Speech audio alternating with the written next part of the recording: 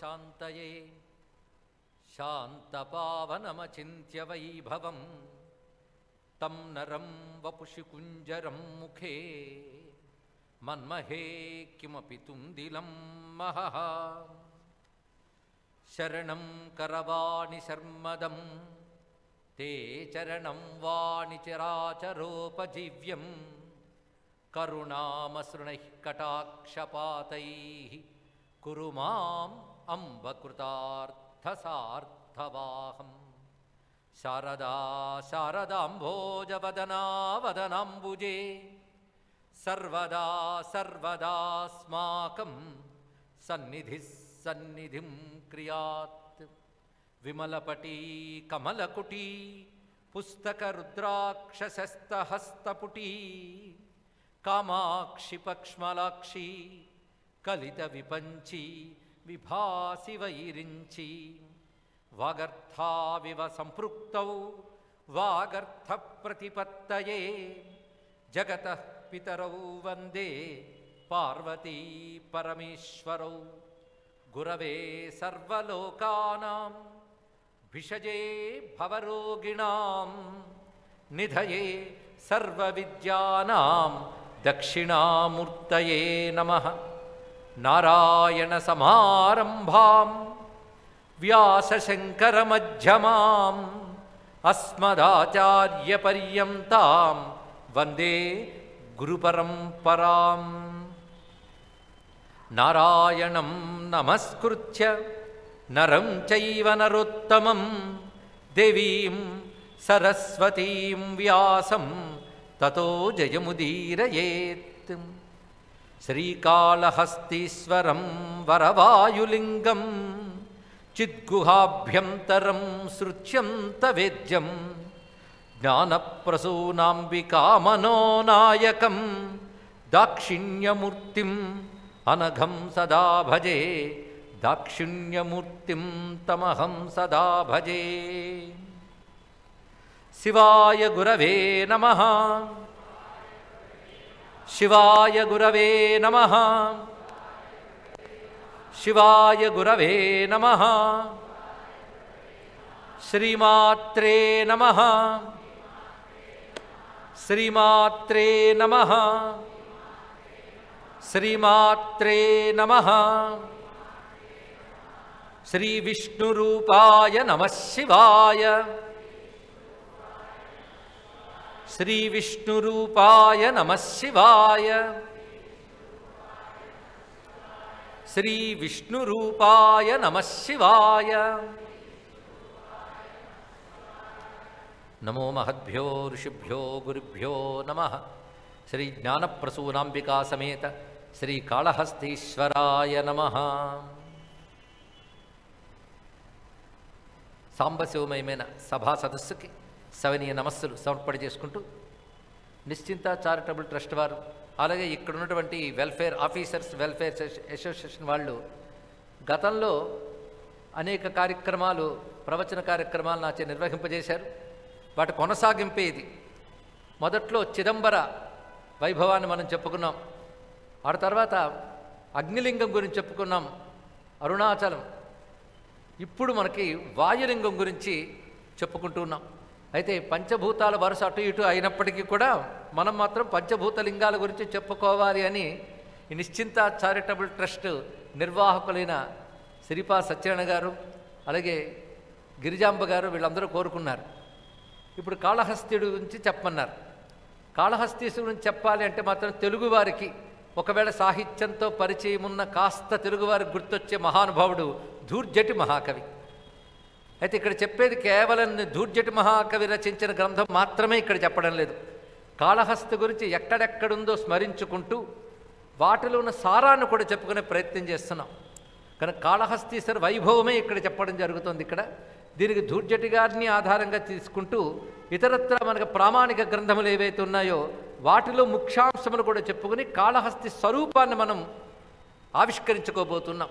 అసలు శ్రీకాళహస్తీశ్వర క్షేత్రం యొక్క వైశిష్ట్యం ఎప్పటి నుంచింది, ఎలా ఉన్నది అనేది గ్రహించాలి అంటే కొన్ని విషయములు ధూర్జటి మహాకవి పద్యకావ్యంగా ప్రబంధంగా రాశాడు. అద్భుతమైనటువంటి కావ్యంగా రచించారు.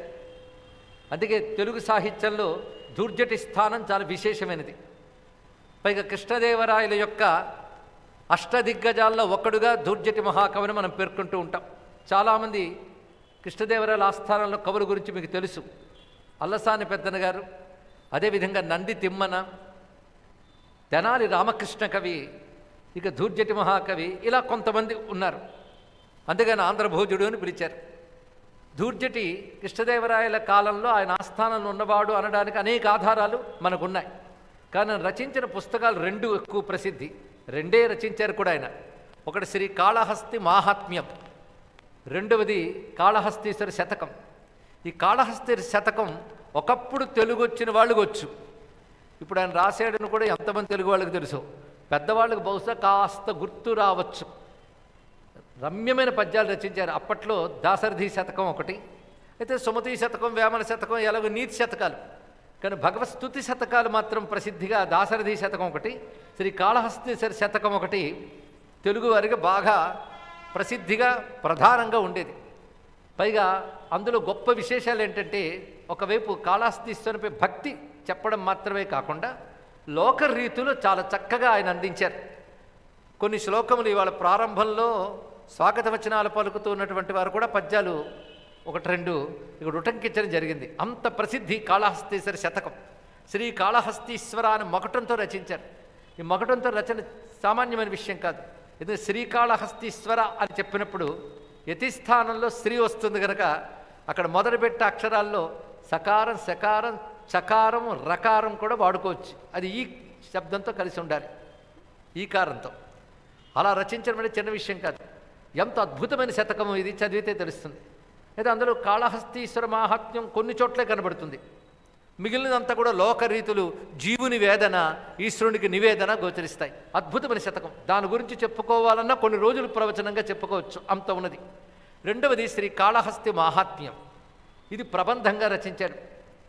అంటే కాళహస్తి మహాత్మ్యాన్ని కావ్యంగా రచించారు. ఈ కాళహస్తి ఎలా వచ్చిందని దీంట్లోనే మనకు ఎక్కువగా ప్రసిద్ధి చెందినటువంటి సాలెపురుగు, పాము, ఏనుగు కథ, కన్నప్ప చరిత్ర కనబడుతుంటుంది. అయితే వీడి మూలం మాత్రం సంస్కృతంలో కాళహస్తికి సంబంధించిన గ్రంథములే మూలంగా తీసుకున్నాడు ఆయన. దాన్ని తీసుకుని తెలుగులో కావ్యంగా అద్భుతంగా రచించారు. ఇక సిద్ధపురుషుడుగానే వర్ణించాలి. ఈయన కవిత్వం అంత గొప్పగా ఉంటుంది, సామాన్యుడు కాడు. కొందరు కవితారీతులతోనే ఆయన చూశారే కానీ ఆయన శివతత్వంలో నిధి, శివారాధన కళలో నిపుణత్వం కలిగినటువంటి వాడు. అలాంటి దుర్జటి గురించి కాస్త చెప్పుకొని కాళహస్తి మహాత్మ్యంలోకి ప్రవేశిద్దాం. దుర్జటి కృష్ణరాయల కాలంలో ఉన్నాడు అనడానికి ఆధారం ఆయన గ్రంథాలు కావు. ఎందుకంటే ఆయన గ్రంథాల్లో ఎక్కడ కృష్ణదేవరాయల ప్రసక్తి లేదు. అది అల్లసాని పెద్దన, నంది తిమ్మన అంటే కనబడుతుంది. అల్లసాని పెద్దన కృష్ణదేవరాయలకు అంకితంగానే రాశారు. నంది తిమ్మను కూడాను కృష్ణదేవరాయల భార్య యొక్క అరణపు కవిగా వచ్చాడు. అది కూడా చాలామందికి తెలిసిన వృత్తాంతమే. తెనాలి రామకృష్ణుడు, ఈయన కథని మనం బీర్బలు, అక్బర్ కథల్లా చేసి తెనాలి రామలింగడు వికట కవిని తయారు చేసి లేనిపోని కథలు కొన్ని అల్లారు. దానికి తెనాలి రామకృష్ణుడికి నిజానికి ఏమీ సంబంధం లేదు. తెనాలి రామకృష్ణుడు గంభీరమైన కవి. ఆయన పాండురంగ మహాత్మ్యం ప్రబంధం చదివితే తెలుస్తుంది. అంటే తెలుగులో అనేకమైన అపోహలు వ్యాపించిపోయాయండి. నేను ఇప్పుడు అపోహలను చెప్పినా నమ్మనంత గట్టిగా ఉన్నారు అందరూ కూడా. అలాగే దుర్జటి గురించి కూడా ఒక ప్రసిద్ధమైన ఒక చాటు ఉంది. ఆ చాటువులో ఒకసారి కృష్ణదేవరాయలు స్తుతమతి అయిన ఆంధ్రకవి దుర్జటి పల్కులకేల కల్గెను అతులిత మాధురీ మహిమ అన్నట్టు ఆయన సభలో కూర్చుని. స్తుతమతి అయిన దుర్జటి మహాకవి అంటే స్తుతింపదగ్గ మహిమ కలిగినటువంటి ఆంధ్రకవి దుర్జటి. ఆయన పలుకుల్లో అతులిత మాధురీ మహిమ, సాటిలేని మాధుర్యం ఎలా వచ్చిందో కదా అని ఆశ్చర్యపోయి అంటూ ఉంటే తెనాలి రామలింగడు అక్కడ లేచి హా తెలిసన్ భువనైక మోహనోద్ధతు సుకుమార వారవనిత మధురాధర ధారల గ్రోల నుంజుమి అని ఒక పెద్ద పూరణ చేసాడు అంటారు. నేను పూరణ పాదం పూర్తిగా చదవలేదు కావాలని. పూరణ పాదం అర్థం ఏంటంటే ఇంత మాధుర్యం కవిత్వంలో ఎలా ఉందని కృష్ణదేవరాయలు ఆశ్చర్యపోతే తెనాలి రామలింగడు లేచి ఆయనకి వారవనితలతో ఉన్న అనుభవం వల్ల అక్కడొచ్చిన మాధుర్యమంతా ఇందులో పెట్టాడని చెప్పడంతో అదో చమత్కారంగా అందరూ భావించారని తెనాలి రామలింగడి చాటు కథల్లో చెప్తారు. కానీ దీనికి ప్రమాణము లేదు, ముందు తెలుసుకోండి. దానితో ఎన్ని కల్పనలు చెలవలు పొలవలు వచ్చేసాయంటే దుర్జటి భోగలాలసుడని, అలాంటి ఒక నింద మరొక మహాకవి మీద వేశారు, శ్రీనాథుడు భోగలాలసుడని. దానికి పోతన గారిని శ్రీనాథుడిని కలిపేసి పోతన మహాభాగవతోత్తముడు, శ్రీనాథుడు భోగలాలసుడు, రాజాశ్రయం పొందాడు అని సినిమాలు కూడా తీసేశారండి. ఇక్కడ పెద్దవాళ్లే తీశారు సినిమాలు. అందులో పోతన భక్తి గొప్పదే, కానీ శ్రీనాథుడిని అలా చూపించవలసిన అవసరం లేదు. శ్రీనాథుడు భోగలాలసుడు కాడు. పైగా శ్రీనాథుడికి పోతనికి సంబంధం లేదు, అసలు వాళ్ళిద్దరూ ఒకరినొకరు కలుసుకోలేదు. అయితే పోతన ఆయనకు బావని లేదా బావ మరదని ఇవన్నీ చెప్పి అదేదో అలవైకుంఠపురంబులో పద్యాన్ని శ్రీనాథుల వారు ఆక్షేపణ చేశారని, తర్వాత ఆయనకు అనుభవంతో తెలియజేశారని ఏవో కథలు కల్పించేది. అవి సినిమాల్లో కూడా పెట్టేశారు. ఎందుకంటే కల్పిత కథలకి ప్రజాదరణ ఉంటుందన్న ఉద్దేశంతో ఎన్నో కల్పనలు చేశారు. అయితే సినిమాలు చూసి సంతోషించండి, కానీ సత్యాలను మాత్రం ఎప్పుడూ అనుకోవద్దు. ఈ మాట ఎప్పుడు గుర్తుపెట్టుకోండి. భారతం కానీ రామాయణం కానీ ఏదైనా చూసి ఆనందించండి. దర్శకుడు ప్రతిభో, సంగీత ప్రతిభో, స్క్రీన్ ప్లేవో ఏవో బాగుండవచ్చు, కానీ అంత మాత్రం చేత గొప్పవి మాత్రం అనుకోవద్దు. ఎందుకంటే శ్రీనాథ మహాకవి షట్కాల శివపూజ ధురంధరుడు, మహావైరాగ్యవంతుడు. రాజులు ఆయన్ని ఆశ్రయించి కావ్యం రాయమని ప్రార్థిస్తే కావ్యం రచించాడే తప్ప భోగం కోసం రాయలేదు. ఆయన యోగం కలిగిన వాడు, మహాశివయోగి, మహాపండితుడు. అంతేకాదు తన రాజ్యం యొక్క పరువు నిలబెట్టడం కోసం డిండిమ భట్టుతో వాదనలో పాల్గొని తన పాండిత్యంను జయించాడు. అంతేగాని ఎవరిని ప్రాధాన్యపడలేదు, రాజాశ్రయం లేదు. ఆయన కనకాభిషేకం చేస్తే అవన్నీ తిరిగి ఆయనకి వెంట తీసుకెళ్లాలంటే దిష్టి తీసేవాడు తీసుకెళ్ళాడని చెప్పి అభిషేకం చేసిన బ్రాహ్మణుడికి ఇచ్చి వెళ్ళిపోయాడండి. ఆయన వితరణశీలి, అద్భుతమైన వైరాగ్య కవి. అయితే కొంతమంది అనుకుంటారు పోతన గారు భక్త కవి, శ్రీనాథుడు శృంగార కవి అని. కానీ శ్రీనాథుడు కవిత్వం లోతుగా చదివిన ఎవడూ ఆ మాట అనడు. హర్షుడు నైషధ కావ్యం రచిస్తే శృంగార నైషధం అని రచించారే తప్ప హర్షుడు రచించేంత శృంగారం కూడా ఆయన రాయలేదు. ఆ మాటకొస్తే నేను కంపేరిటివ్ స్టడీగా లిటరేచర్ పరంగా చెప్తున్నాను. పోతన గారు రచించినంత శృంగారం శ్రీనాథుడు రాయలేదు. పోతన గారు సందర్భం లేని చోట్ల కూడా, మూల భాగవతంలో లేని చోట్ల కూడా శృంగార రచన చేశారు ఆయన. దాని ప్రమాణాలు చూపించవచ్చు. కానీ శ్రీనాథుడు ఎక్కడా ఆ పని చేయలేదు. అలాగనే పోతన గారిని తక్కువ చేయలేదు. ఆయన భాగవతోత్తముడు, ఆయన పాదాలకు నమస్కారం. కానీ తెలిసి తెలియని మాటలు చాలామందులు ఉన్నాయి.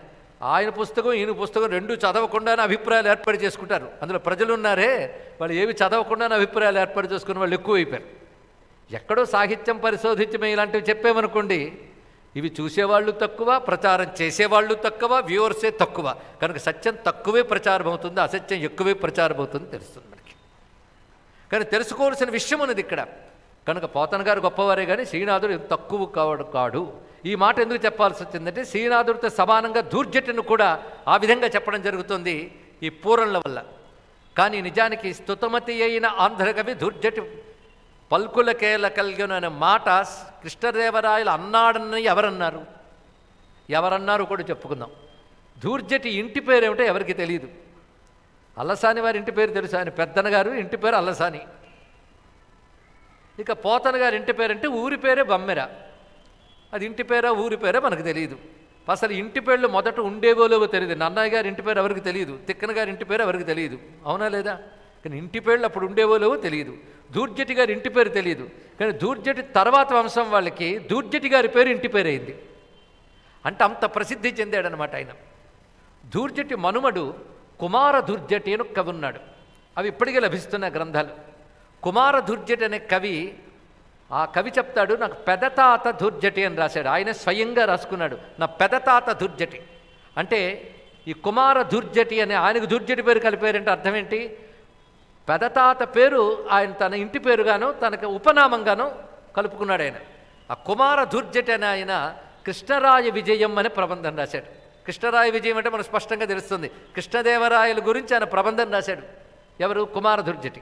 అందులో ఒక పద్యం రాశాడు ఆయన. ఎందుకంటే ఇదంతా ఒక పరిశోధనాత్మకంగానే చెప్పడం అనే ఒక అలవాటు చేత కాళహస్తి గురించి మాట్లాడినా, తత్కర్త గురించి మాట్లాడినా, ఎవరు ఏమిటి ఎక్కడ ఏమిటి ఎప్పుడు అని చెప్పే మనం ప్రవచనంలోకి వెళ్తున్నాం. ధూర్జటి కాలం గురించి పరిశోధకులు తేల్చింది 1480లో పుట్టి 1560లో ఆయన సిద్ధి పొందాడు అని చెప్తారు. అంటే సుమారు ఆయన 80 ఏళ్ళు జీవించిన కవి. కృష్ణదేవరాయల కాలం 1599 నుంచి 1530 వరకు ఆయన పరిపాలనా కాలాన్ని చెప్తూ ఉన్నారు. ప్రారంభించిన తర్వాత ఎవరు ఇటు రావడం కానీ మెట్లెక్కడం కానీ చేయవద్దు, వెళ్ళండి. విష్ణు. కృష్ణదేవరాయల కాలంలో ఉన్నటువంటి కవుల్లో ఈయనొకడు అని ఎవరు చెప్తుంటే కుమారధూర్జటి స్పష్టంగా తన యొక్క కృష్ణరాయ విజయంలో రచించిన పద్యాన్ని ఒక్కసారి విందాం. ఆయన చెప్పాడు, ఇది స్తుతమతి అయిన ఆంధ్ర కవి ధూర్జటి పల్కుల కేల కల్గెను అతులిత మాధురీ మహిమ నామును మీ పెదతాత చాలా సన్నుతిగని కృష్ణరాయల మనోజ్ఞ సభన్ విను మీవునట్లు మత్కృత బహుమాన వైకురుల కీర్తి వహింపుము ధాత్రిలోపలన్ అని ఒక వాక్యం కనబడుతుంది పద్యం. ఈ పద్యంలో ఆయన ఏమిటంటున్నాడంటే, ఆంధ్రకవి అయిన ధూర్జటికి ఇంత మాధుర్యం ఎలా కలిగిందో అని కృష్ణరాయలు ఆశ్చర్యపోయి అభినందించారు. అలాంటి కృష్ణరాయల గురించి గ్రంథం రాయవన్న ఒక ఆజ్ఞని ఆయన ఈ పద్యంలో చెప్పాడే తప్ప తెనాలి రామలింగడి పూరణి ఇందులో లేదు. కనుక ఈ పద్యం స్తుతమతి అయిన ఆంధ్రకవి అనే వాక్యము కుమారధూర్జటి రచించిందే తప్ప, అది కూడా కృష్ణరాయలు అన్నారని ధూర్జటి రచించాడే తప్ప తెనాలి రామలింగడు పూరించాడు అనడానికి ప్రమాణములు లేవు. అది కేవలం చాటువు. అందులో అంత ఆనందించదగ్గ గొప్ప విషయం చమత్కారం అంతకంటే లేదు. నిందారోపణ తప్ప అందులో ఏమీ లేదు. కనుక ఆ రామలింగ కవి చేసింది చమత్కారం అనడానికి లేదు. కనుక ధూర్జటి గురించి కొన్ని కథలు చెప్తారు. ఆయన రాజాస్థానంలో ఉన్నప్పటికీ రాజుకు అంకితంగా గ్రంథం రాయలేదు. అదేది గొప్పతనం అండి. ఆయన కాళహస్తి మహాత్మ్యం రాశారు. ఎవరికి అంకితం చేశారో తెలుసా? కాళహస్తీశ్వరుడికి అంకితం చేశారు ఆయన. కానీ రాజుకు అంకితం చేయలేదు, రాజును ప్రశంసించలేదు. పైగా మంచి సాహసం ఉన్నవాడు.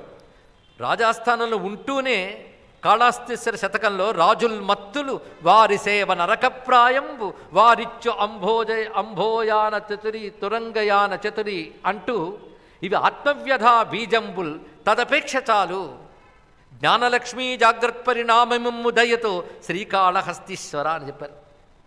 వారిచ్చ అంభోజయాన చతురంతయాన ఇవన్నీ కూడాను ఆత్మవ్యధా బీజంబులు. రాజులు మత్తులు వారి సేవ నరకప్రాయంబు. ఎప్పుడైనా అధికారంలో ఉన్నవాళ్ళు వాళ్ళు మెచ్చుకున్నారు కదని మురిసిపోయి వాళ్ళ కొలువుల్లో ఉంటే వాళ్ళ అధికారం దిగితే తెలుస్తుంది, వీళ్ళని దింపేస్తారు. కానీ అధికారి మనస్సు ఇవాళ ఒకలా ఉంటుంది, రేపు మరొకలా ఉంటుంది. అప్పుడు ప్రమాదం కలుగుతుంది.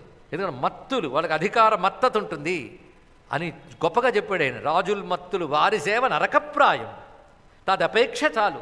అది కావాలనుకోవడమే చాలు, నాకు అవన్నీ అక్కర్లేదు. జ్ఞానలక్ష్మీ జాగ్రత్త పరిణామమిమ్ము దయతో అన్నాడు. నాకు జ్ఞానలక్ష్మి కలిగేటట్టు చెయ్యవయ్యా కాళహస్తీశ్వర అని కీర్తించాడు మహానుభావుడు. కనుక ఆయన చరిత్ర అంత ఉదాత్తమైనది. అయితే కృష్ణరాయల కాలంలోనే ఉన్నాడనడానికి కుమారధూర్జటి చెప్పినటువంటి మాట మాత్రమే కాకుండా ధూర్జటి మునిమనుమడు ఒక ఆయన ఉన్నాడు. ఆయన పేరు లింగరాజకవి అని పేరు. ఈయన 1730లో గ్రంథాన్ని రచించాడు. 1730 అంటే ఈయన కాలం 16వ శతాబ్దం ముందు భాగమైతే మునిమనవుడి కాలం 18వ శతాబ్దం. అంటే 1730లో రచించాడు ఆయన. ఆ గ్రంథం పేరు శ్రీ కాళహస్తి స్థల మాహాత్మ్యం. అది పట్టుకుంటే ఇంకా విశేషం చెప్పచ్చు. అంటే వాళ్ళ ముత్తాత గారు ఏ గ్రంథం రాశారో ఆ గ్రంథాన్ని ఈయన మహాప్రబంధంగా రచించాడు. గొప్ప కవి. దాని గురించి చెప్పుకోవాలంటే కొన్నాళ్ళు ప్రవచనం చేయాలి. దీన్ని బట్టి మన తెలుగు కావ్యాల గురించి చెప్పుకోవాలన్నా చదివడానికి ఎన్ని రోజులు కావాలో ఆలోచించండి. అంత వారసత్వ సంపద కలిగిన జాతి భారత జాతి. ఆ జాతి తెలుగు జాతి. మునిమనవుడి పేరేమనుకుంటూ చెప్పుకున్నాం, ధూర్జటి లింగరాజ కవి ఆయన పేరు. ఆయన రచించింది శ్రీ కాళహస్తి స్థల మాహాత్మ్యం అని పెట్టాడు. ఈయన శ్రీ కాళహస్తి మాహాత్మ్యం అని ముత్తాత గారు రాస్తే శ్రీ కాళహస్తి స్థల మాహాత్మ్యం అని ఆయన అనేక పురాణ గ్రంథాల ప్రమాణంతో అది రచించాడు. అందులో తన ముత్తాత గారు చెప్పని విషయాలు అందులో రాశాడు. అదొక కవి. అందులో ఆయన ఒక మాట అంటాడు. ఆయన తన ముత్తాతను ప్రస్తుతిస్తూ ఒక పద్యం రచించాడు. శ్రీకాళహస్తి గౌరీనాథ పద పద్మ సద్భక్తి యుక్తి నిశ్చలతగాంచి సారసుధాసార సరసొక్తి గుంఫన కాళహస్తి మహత్వ కథను నర్చి కృష్ణరాయ కిరీట కీలిత మణిగణార్చిత పదాబ్జద్వయ శ్రీ వహించి ఆసేతు కాశీతటావనీ విఖ్యాత సత్కీర్తి విస్ఫూర్తి చాలా వెలసే ధరణి చెలువందెనే కవీశ్వర వతంస రత్నము మహనీయు ధూర్జటి సుధీంద్రు తలతు అంటూ ఒక శీర్షపద్యంలో ఆయన గురించి ఈ లింగరాజు కవి చెప్పిన పద్యం ఇప్పుడు చెప్పుకున్నాం. ఇందులో రాసిన మాట ఏంటంటే, మొదట శ్రీ కాళహస్తీశ్వరుని పదపద్మాలని నిరంతరం ధ్యానించేవాడు మా ముత్తాత. రెండవది ఆయన యొక్క కవిత్వము సారసుధాసార సరసోక్తి గుంఫనం. అలాంటి కవిత్వంతో కాళహస్తి మహత్వ కథను నర్చే ఆయన ఏం రచించారో కూడా చెప్పాడు. మూడవది కృష్ణరాయ కిరీట కీలిత మణిగణార్చిత పదాబ్జద్వయ శ్రీ వహించి. కృష్ణదేవరాయలు తన కిరీటంలో ఉన్న మణిగణాలు తగిలేలాగా ధూర్జటి పాదాలకు నమస్కారం చేశారు నశరిక. అంటే ధూర్జటి యొక్క గొప్పతనం అది. కృష్ణరాయల గొప్పతనం కూడా అదేనండి. అధికార మదం చూపకుండా విద్యకి శిరస్సు వంచి నమస్కరించడం సంస్కారం. ఆ సంస్కారం కలిగిన రాజు మహానుభావుడైనటువంటి కృష్ణదేవరాయలు. అందుకే అల్లసాని పెద్దన గారి పల్లకి మోసాడు మహానుభావుడు. ధూర్జటికి నమస్కారం చేశాడు, కవులందరికీ నమస్కారం చేశాడు, పండితులందరికీ నమస్కారం చేశాడు. సమరాంగణ సార్వభౌముడైనటువంటి ఆంధ్ర భోజుడైన కృష్ణదేవరాయలు. ఆయన గొప్పతనం చెప్పాలంటే మళ్ళీ ఆముక్తిమాల్యలు రావాలి. అంత గొప్ప ప్రబంధాన్ని తెలుగులో రచించిన తుళు భాషకు చెందిన కన్నడ రాజు అయినంత అటువంటి మహానుభావుడు ఆయన. పైగా దేశ భాషలందు తెలుగు లెస్స అని చెప్పినటువంటి అనేక భాషావేత్త ఆయన. అలాంటి కృష్ణరాయల చేత పాద నమస్కారం చేయించుకున్న మహాకవి ధూర్జటి. కానీ ధూర్జటి మహాకవి అని అంటారు. ఒక ప్రబంధము, ఒక శతకము చాలా ఆయన గొప్పతనాన్ని చెప్పడానికి. అందుకు తెలుగువాడిగా నేను ముందు ధూర్జటి గారి మాటతోనే ప్రారంభిస్తున్నాను. కానీ మధ్యలో ఏంటి ముఖ్యంగా కాళహస్తికి సంబంధించిన రహస్యాలు ఇతర గ్రంథాల్లో ఉన్నవి కూడా తీసుకొస్తున్నాం. ఇతర గ్రంథాలు ఏమిటంటే కాళహస్తి సంబంధించి వ్యాసప్రోక్తంగా చెప్పబడుతున్న కాళహస్తి క్షేత్ర మాహాత్మ్యమని 72 అధ్యాయాల సంస్కృత గ్రంథం ఉందండి. కాళహస్తి ఒక రహస్య క్షేత్రం, అనేక ఉపాసనా మర్మములు ఉన్నాయి.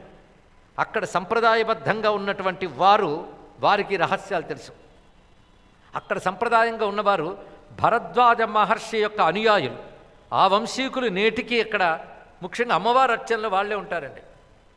భరద్వాజ వంశీకులు, అందుకే వాడి గోత్రమే భరద్వాజ గోత్రం. వాళ్ళందరూ వైదిక శైవాగమం. చిదంబరంలోనూ కాళహస్తిలో కూడా వైదిక సంబంధమైనటువంటి శైవాగమం ఉంటుంది. ఇక్కడ దాని ప్రకారంగా ఆరాధన జరుగుతుంది. వైదిక శైవం, వేద సమ్మతమైన శైవంతో ఆరాధన చేస్తూ ఉంటారు. అక్కడ విశేషించి వేదవేత్తలు, శాస్త్రవేత్తలు కాళహస్తీశ్వర అర్చనా సంప్రదాయం అని ఒకటి ఉన్నది. అంతేగాని అన్ని శివాలయాల్లో చేసిన ఇక్కడ చేశారు. కాళహస్తీశ్వరుడికి ప్రత్యేక సహస్రనామ స్తోత్రం ఉంది, ప్రత్యేక అష్టోత్తర శతనామ స్తోత్రం ఉంది. అలాగే ఇక్కడ శక్తి ప్రధాన క్షేత్రం కూడా ఇది. జ్ఞానప్రసూనాంబ ఉంది. జ్ఞానప్రసూనాంబకు కూడా ప్రత్యేకమైన సహస్రనామాలు, అష్టోత్తర శతనామాలు ఉన్నాయి. వాటికి పూర్వ రచయితల్లోనే పండితులు భాష్యం రచించారు. వాటికి ముఖ్యంగా శ్రీ కాళహస్తీశ్వర సహస్రనామావళికి వేదాంత సార శ్రీ కాళహస్తీశ్వర సహస్రనామ స్తోత్రం అంటారు. అది కానీ చూస్తే అందులో నామాలకి కాళహస్తీశ్వర మహాత్మ్యం సంస్కృత గ్రంథం తెలిస్తే కానీ మీరు అర్థం చెప్పలేరు. దీన్ని బట్టి కాళహస్తి గురించి చెప్పుకోవడానికి ఎంత ఉందో అనిపిస్తే చాలు ఈ 3 రోజుల్లో. అందులో కొంత చెప్పుకోవాలన్నా సప్తాహం కూడా సరిపోదు, అంత ఉన్నది. 72 అధ్యాయాల గ్రంథం. అలాగే కాళహస్తీశ్వరుడికి ప్రత్యేకించి అమ్మవారి నామాలకు కూడా భాష్యం ఉంది. అవన్నీ శ్రీ విద్యా మర్మములు కనుక శ్రీకాళహస్తి అనేది ఉపనిషత్ ప్రతిపాద్యమైన ఒక అంశం ఆ క్షేత్రంలో ఉందండి. ఇది ఒక రహస్యం. అడుగడుగున రహస్యాలే కాళహస్తీశ్వర క్షేత్రంలో. దీని గురించి మరొక ప్రస్తావన ఎక్కడ కనిపిస్తుంది? స్కాంద పురాణంలో అనేక చోట్ల కాళహస్తి మహాత్మ్యం కనిపిస్తుంది. ప్రత్యేకించి స్కాంద పురాణాంతర్గతమై వేదాంత శాస్త్రం అని వర్ణించదగ్గ సూత సంహితలో కొన్ని అధ్యాయాలు యజ్ఞవైభవ ఖండంలోనూ ఇతరత్రా కూడా గోచరిస్తుంటాయి. అంటే శ్రీకాళహస్తీశ్వర మహిమని, అక్కడ చేయవలసిన వ్రతాలు, వీటన్నిటి గురించి అందులో చెప్తారు. అక్కడ కాళహస్తీశ్వరుని ఆరాధన చేస్తే జ్ఞానానికి ప్రతిబంధకంగా ఉన్న పాపాలు పోయి జ్ఞానముక్తి లభిస్తాయని కూడాను సూత సంహిత చెప్తున్న గ్రంథం. ఇలా అనేక గ్రంథాలు పరిశోధించి చెప్తే కొన్ని రోజులు చెప్పుకోవచ్చు కాళహస్తి గురించి. నేను తెలుగు సాహిత్యం, సంస్కృతం గురించి చెప్పాను. కానీ శ్రీకాళహస్తీశ్వరుడు తమిళనాడుకు వాళ్ళకు కూడా భక్తులే. అసలు రాష్ట్ర విభజనలు మనకు స్వతంత్రం వచ్చిన తర్వాత కదా భాషా ప్రయుక్త రాష్ట్ర విభాగాలు అయ్యాయి. అంతకుముందు అంతా ఒకటి. మరి త్యాగరాజ స్వామి వారు తిరువయ్యారులో తెలుగు కీర్తనలు పాడడానికి అభ్యంతరం లేదు, ఎందుకంటే తెలుగు తమిళ అందరూ కలిసే ఉండేవారు. అలాగే తమిళ భాషలో కూడాను కాళహస్తీశ్వరుడిపై గొప్ప సాహిత్యం ఉంది. నయనార్లో చాలామంది కాళహస్తీశ్వరుడు భక్తులే. కన్నప్ప నయనార్ ఇక్కడివాడే కదా, 64 నయనార్లో కన్నప్ప నయనార్ ఒకడు.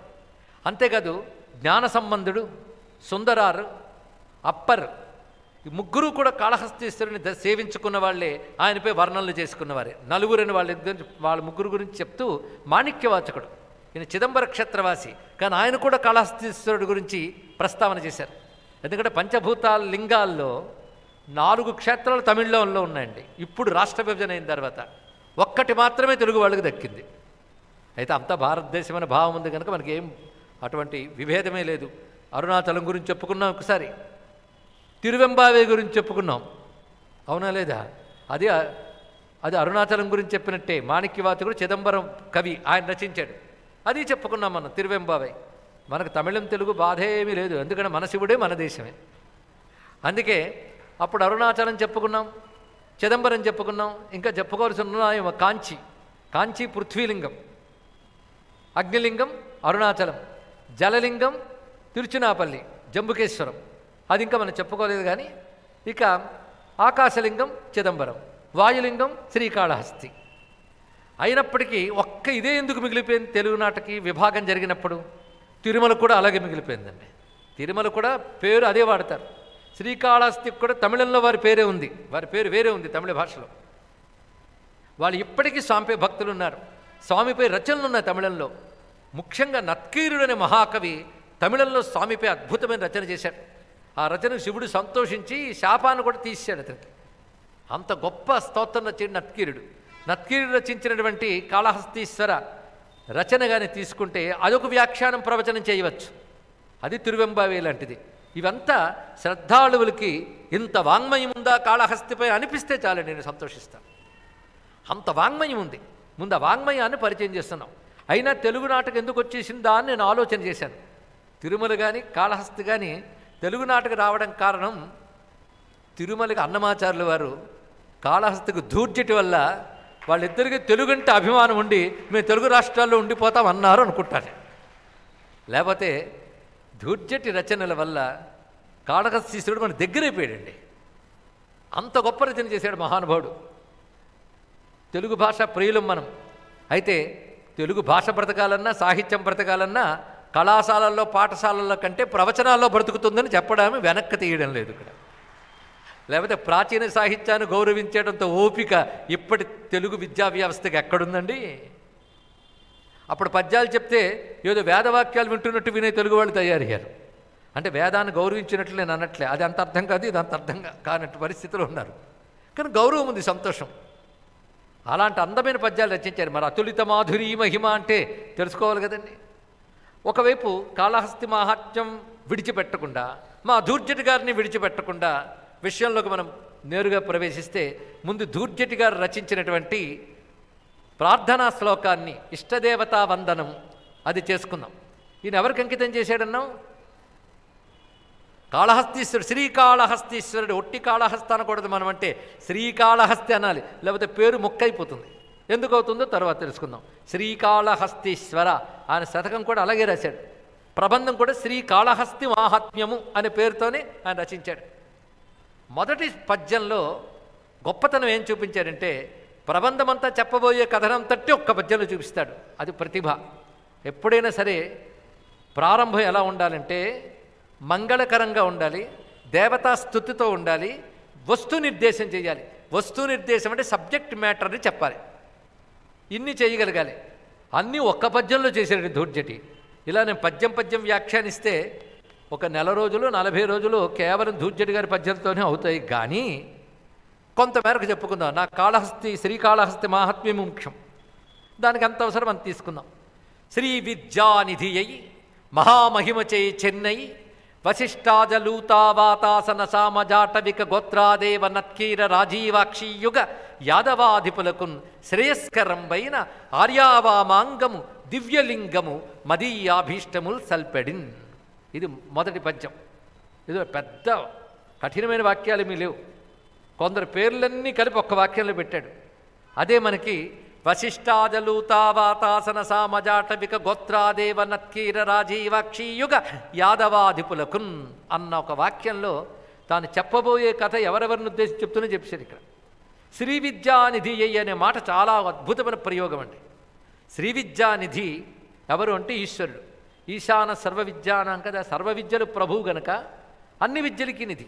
అయితే శ్రీ అంటే వేదం అని అర్థం కనుక శ్రీ విద్యానిధి అంటే వేద విద్యకి నిధి అయినవాడు, అంటే వేదమే పరమాత్మ యొక్క స్వరూపం కనుక ఆ మాటని చెప్పాడు.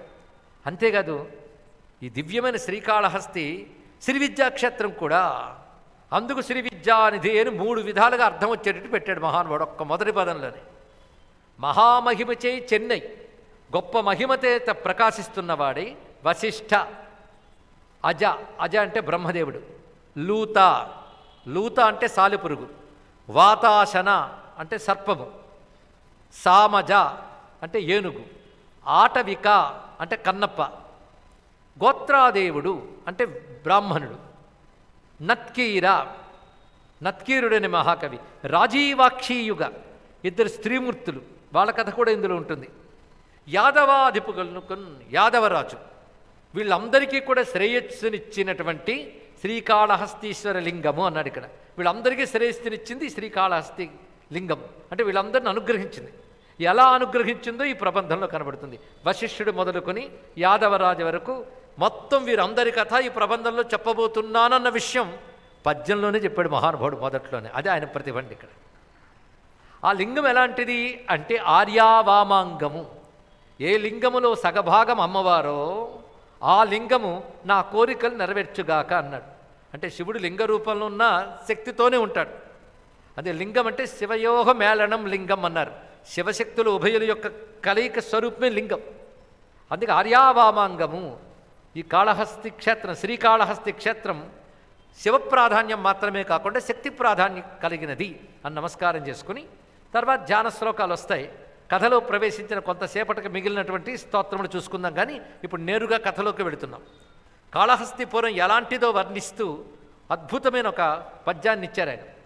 పైగా నేను అంకితం ఎవరికి చేస్తున్నానంటే శివుడికే చేస్తున్నాను.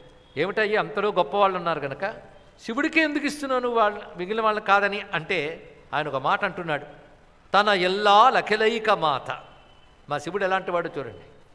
ఆయన సంస్కృత పదాలు ఎంత అందంగా వేస్తాడో తెలుగు పదాలు అంత అందంగా వేయగలడు. తన ఎల్లా లఖిలైక మాత తన సంతానంబు భూతవ్రజంబు. అందరికి అర్థమైపోతుంది కదా తెలుగు తెలిసిన వాళ్ళకి.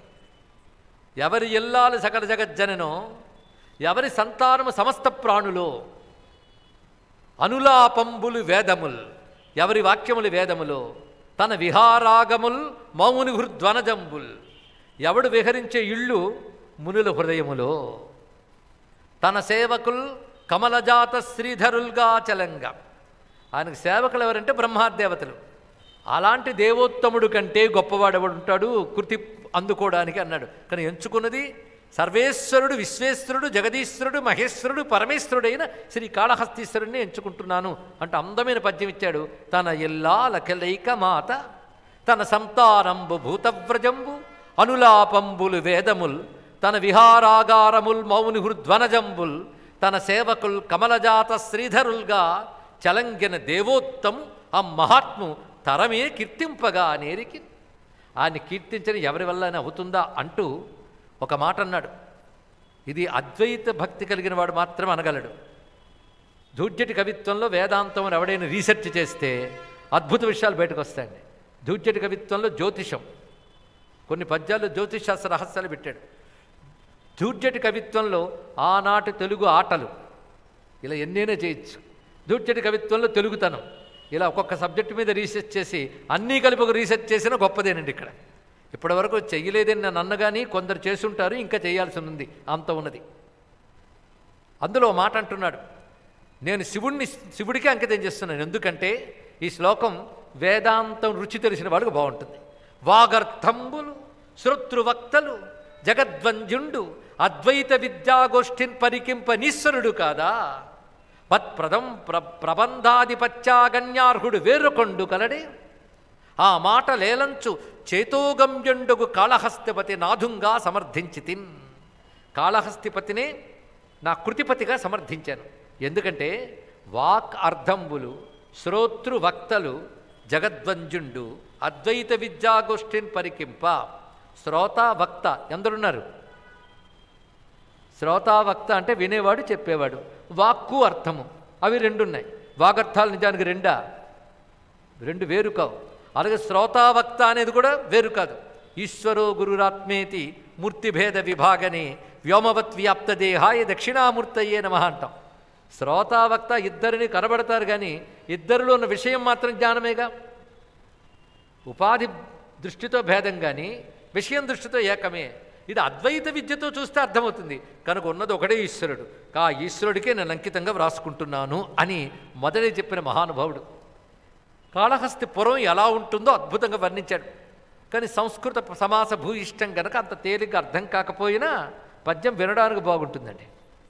సంసార పారదోచ్చాట నానల కీల కలుష సంచయ తామ్ర గంధకంబు కామలతామూల కంద కుద్దాలంబు సంకల్ప పాషాణ టంకముఖము రాగశాలి వనాంకుర కడంగర్యంబు శంకా కళంక భుజంగ నకులి నవమనోగోరాజ నాసికా రజ్జువు కోపనిక్షణ విశిఖోపలంబు దివ్యదేశిక హంసోపదిష్ట మార్గ నిర్గుణ ధ్యాన సంధాన నిరుపమాన సౌఖ్య సంపత్తి సాధక జననివాసము అమృతలింగాకరము కాళహస్తిపురము అమృతలింగాకరము కాళహస్తిపురము. దీని తాత్పర్యం ఏంటి అంటే, కాళహస్తిని ఆశ్రయిస్తే అజ్ఞానపూరితమైన సంసారం అనేటువంటి వ్యాధి నశిస్తుంది. అదేవిధంగా కామము, రాగము, ద్వేషము ఇత్యాదులు తొలగిపోతాయి. అందుకే మహాత్ములను యోగీశ్వరులు ఆ క్షేత్రాన్ని ఆశ్రయిస్తారు. అన్నీ ఒకెత్తండి. చివరికి చెప్పిన మాట గొప్ప మాట, అమృతలింగాకరము కాళహస్తిపురం. అక్కడున్న శివలింగం పేరు అమృతలింగం. ఇది గుర్తుపెట్టుకోండి. శ్రీకాళహస్తీశ్వరుడు తర్వాత అయ్యాడు. భక్తులను ఐక్యం చేసుకున్నాక ఆ పేరు వచ్చింది. అంతకుముందు ఆయన పేరేమిటి? అమృతలింగం. తత్సమీపంలో వాయులింగం ఉంది, కానీ ఆ లింగం అమృతలింగం అని చెప్పారు. కనుక ఆయన పేరు అమృతలింగ స్వరూపుడు. అందుకే అమృతలింగాకరము కాళహస్తిపురము అనే మాట ఎప్పుడు అర్థమవుతుందో తెలుసా? ఆ సంస్కృతంలో 72 అధ్యాయాల గ్రంథంలో ఈ లింగం అమృతలింగం అని వర్ణించారు. అప్పుడు తెలుస్తుంది ఆయన అమృతలింగాయ నమః అని కాళహస్తీశ్వర స్వామిని అనుకోవాలి. ఎక్కడున్నా ఈ మంత్రంతో ఆయన నమస్కారం చేసినా సరిపోతుంది. అలాంటి కాళహస్తిపురంలో ఉన్న శివుడి గురించి చెప్తున్నారు కనుక ఈ క్షేత్రం ఎలా వచ్చింది అనేది శివుడే యాదవరాజుకు చెప్తున్నట్లుగా, మారువేషంలో శివుడు అంటే మరో రూపంతో శివుడు యాదవరాజుకు చెప్తున్నట్లుగా వివరించారు. యాదవరాజు పాలనలో ఉండేది అప్పుడు శ్రీకాళహస్తి. అందుకు ఆ రాజు వద్దకు ఒకానొక కారణం చేత శివుడు అనుగ్రహించి వెళ్ళాడు. వెళ్ళి శ్రీకాళహస్తి మహాత్మ్యం తానే స్వయంగా చెప్తున్నాడు అని ధూర్జటి గారు తెలియజేశారు. అందులో కాళహస్తి క్షేత్రం ఎలా వచ్చిందో చెప్తున్నారు. మనం నేరుగా ఆ కథలోకి వెళ్ళిపోతున్నాం. అది వశిష్ఠుల వారు మహాతపస్వి. ఆయన గురించి తెలియని వాళ్ళు ఎవరండి? బ్రహ్మర్షి. ఆయన ఆదిమ మహర్షి కూడా. ఆయనకు సంతానం 100 మంది ఉన్నారు. కానీ విశ్వామిత్రుడు వశిష్ఠుల వారితో స్పర్ధ వహించి ఆయనకు పోటీగా తపస్సు చేశాడు. ఆ తపోవేగ క్రోధంతో విశ్వామిత్రుని వలన వశిష్ఠుని యొక్క 100 మంది పుత్రులు నశించారండి. అప్పుడు వశిష్ఠుల వారికి వేదన కలిగింది. ఇది స్వామికి సంబంధించిన స్థల పురాణాల్లో కాదా, ఇతర పురాణాలు వ్యతిరేకం కనబడలేదు అనడానికి లేదు. స్థల పురాణంలో విషయం చెప్తున్నా. ఎలా వచ్చారు దక్షిణామూర్తి అనేటటువంటిది, లేదా శ్రీకాళహస్తీశ్వర స్వామి ఎలా వచ్చారో చెప్తున్న కథ ఇది. తనయులు గాధినందను కతంబను 100 చచ్చినన్. తెలుగులో అర్థమైపోయింది కదా. తనయులు గాధినందను కతంబున అంటే విశ్వామిత్రుడి వల్ల 100 మంది పుత్రులు నశించితే మనంబున కడలేని దుఃఖమును పొంది వశిష్ఠుడు, మనస్సులో హద్దులేని దుఃఖాన్ని పొందిన వశిష్ఠుడు కొండ ఎక్కి కూలినా పడకుండగా ఒక కొండ మీదకెక్కి కింద పడిపోవాలనుకున్నాడు. దీన్ని భృగుపాతము అంటారండి. ఇది అందరూ చేయడానికి సిద్ధపడకూడదు, అదొక దీక్ష. అది పాశుపత వ్రత దీక్షాపరులు కొంతమంది చేస్తారు, కానీ అది అందరికీ గ్రాహ్యము కాదు, ఆరాధ్యము కాదు, ఆదర్శము కాదు. అదొకటి ఉంది అంతే. ఆ భృగుపాతంతో శరీరాన్ని త్యజించాలనుకున్నాడు. కొందరు దుఃఖం కలిగినప్పుడు చచ్చిపోవాలనుకుంటారు కదా. చాలామందికి జీవితంలో దుఃఖాలు కలిగినప్పుడు విసుగొచ్చి చచ్చిపోతే బాగుండి ఇంచుమించు అందరూ అనుకుంటారండి. అనుకున్న వాళ్ళు కొంతమంది సక్సెస్ అవుతారు, వాళ్ళు ఆత్మహత్య చేసుకున్నాడు అంటారు. కానీ ఆత్మహత్య చేసుకోవడం పాపమే. అవివేకము దుఃఖం వల్ల పెరుగుతుంది. వాడు జ్ఞాని అయినప్పటికీ కూడా దుఃఖం వల్ల జ్ఞానం కప్పబడుతుంది. ఇది తెలుసుకోండి. ఎంతో జ్ఞాని అయినా కోపం వచ్చినప్పుడు పశువుల్లాగా ప్రవర్తిస్తుంటారు. కొన్ని ఆవేశాలు వస్తే అసలు రంగు బయటపడిపోతుంది. ఒట్టప్పుడు అందరూ శాంతంగా మాట్లాడుతుంటారు జ్ఞానం గురించి, కానీ 3 ఆవేశాలు వస్తే అసలు రంగు బయటపడుతుందిట. ఆ ఆవేశాలు కలిగే పరిస్థితి వచ్చినా ఎవడు కదలకుండా ఉంటాడో వాడు నిజమైన జ్ఞాని అన్నారు ఇక్కడ. అయితే అలా అనడానికి లేదు రండి. జ్ఞాని అయిన జీవితంలో ఉన్నప్పుడు ఎమోషన్స్ ఉండవండి, వాడికైనా వస్తాయి. మనుషులతో తిరిగి మెసలుతూ ఉంటే కోరికలు వస్తాయి, క్రోధాలు వస్తాయి, భయాలు వస్తాయి, దుఃఖాలు వస్తాయి, అన్నీ వస్తాయి. వచ్చినప్పుడు కాస్త అప్పుడు జ్ఞానం కప్పబడచ్చు కదా, మళ్ళీ తర్వాత లేవచ్చేమో. కానీ అలాంటప్పుడు జ్ఞాని అయిన వాడికి పొరపాటున ఎప్పుడో ఒకప్పుడు అవివేకం కాస్త కలిగి జ్ఞానం కప్పబడితే భగవంతుడే అతన్ని కాపాడుతాడు. తెలుసుకోండి, ఎవరికి? జ్ఞానికి. అదేని ప్రతివాడికి వచ్చి కాపాడుతాడేమో అనుకోవడానికి లేదు. ఆశ్రయించి జ్ఞాని అయితే భక్తుడైతే భగవంతుడు కాపాడుతాడు. మొత్తానికి వశిష్ఠుల వారిని అలా ఆయన కొండపై నుంచి పడిపోతూ ఉంటే కొండ ఎక్కి కూలిన పడకుండగా పుడమిలేమ కరంబున కందుకంబు పట్టిన గతి పట్టి నిలిపే. పద్యంలో కథ చెప్పడం అనేది దూర్జటికి తెలిసినంత గొప్పగా ఎవరికి తెలుసా అనిపిస్తుందండి. నేను కవితాపరంగా చెప్పాలంటే అల్లసాని పెద్దన గొప్ప కవి, సామాన్యుడు కాడు. కానీ ఇప్పుడు ఆయన సబ్జెక్టు కాదు, పైగా కవిత్వం సబ్జెక్టు కాదు. కానీ దూర్జటిని పట్టుకున్నాక చెప్పకపోతే ఎలా అండి? ఇందులో తెలుగువాడికి అర్థం కాని పదం లేదు. ఎవడికి? తెలుగువాడికి. తెలుగువాడి అంటే తెలుగు భాష తెలిసిన వాడికి అని అర్థం. తెలుగులో పుట్టిన వాడికి అంటే తెలుగు తెలియకుండా పెంచిన తల్లిదండ్రులు పిల్లల్ని పెంచిన వాళ్ళకి ఏమో చెప్తాం చెప్పండి. పుడమిలేమ ఎంతమంది తెలుగు వాళ్ళకి తెలిసిండి? ఇది ఈ తెలుగు పదం పుడమిలేమ. పుడమి అంటే తెలుగు, భూమి తెలుసు కదా, ఇది సంస్కృతం. అంటే మన సంస్కృతం తెలిసినంత కూడా తెలుగు తెలియదని తెలిసిపోయింది. పుడమిలేమ అంటే భూకాంత.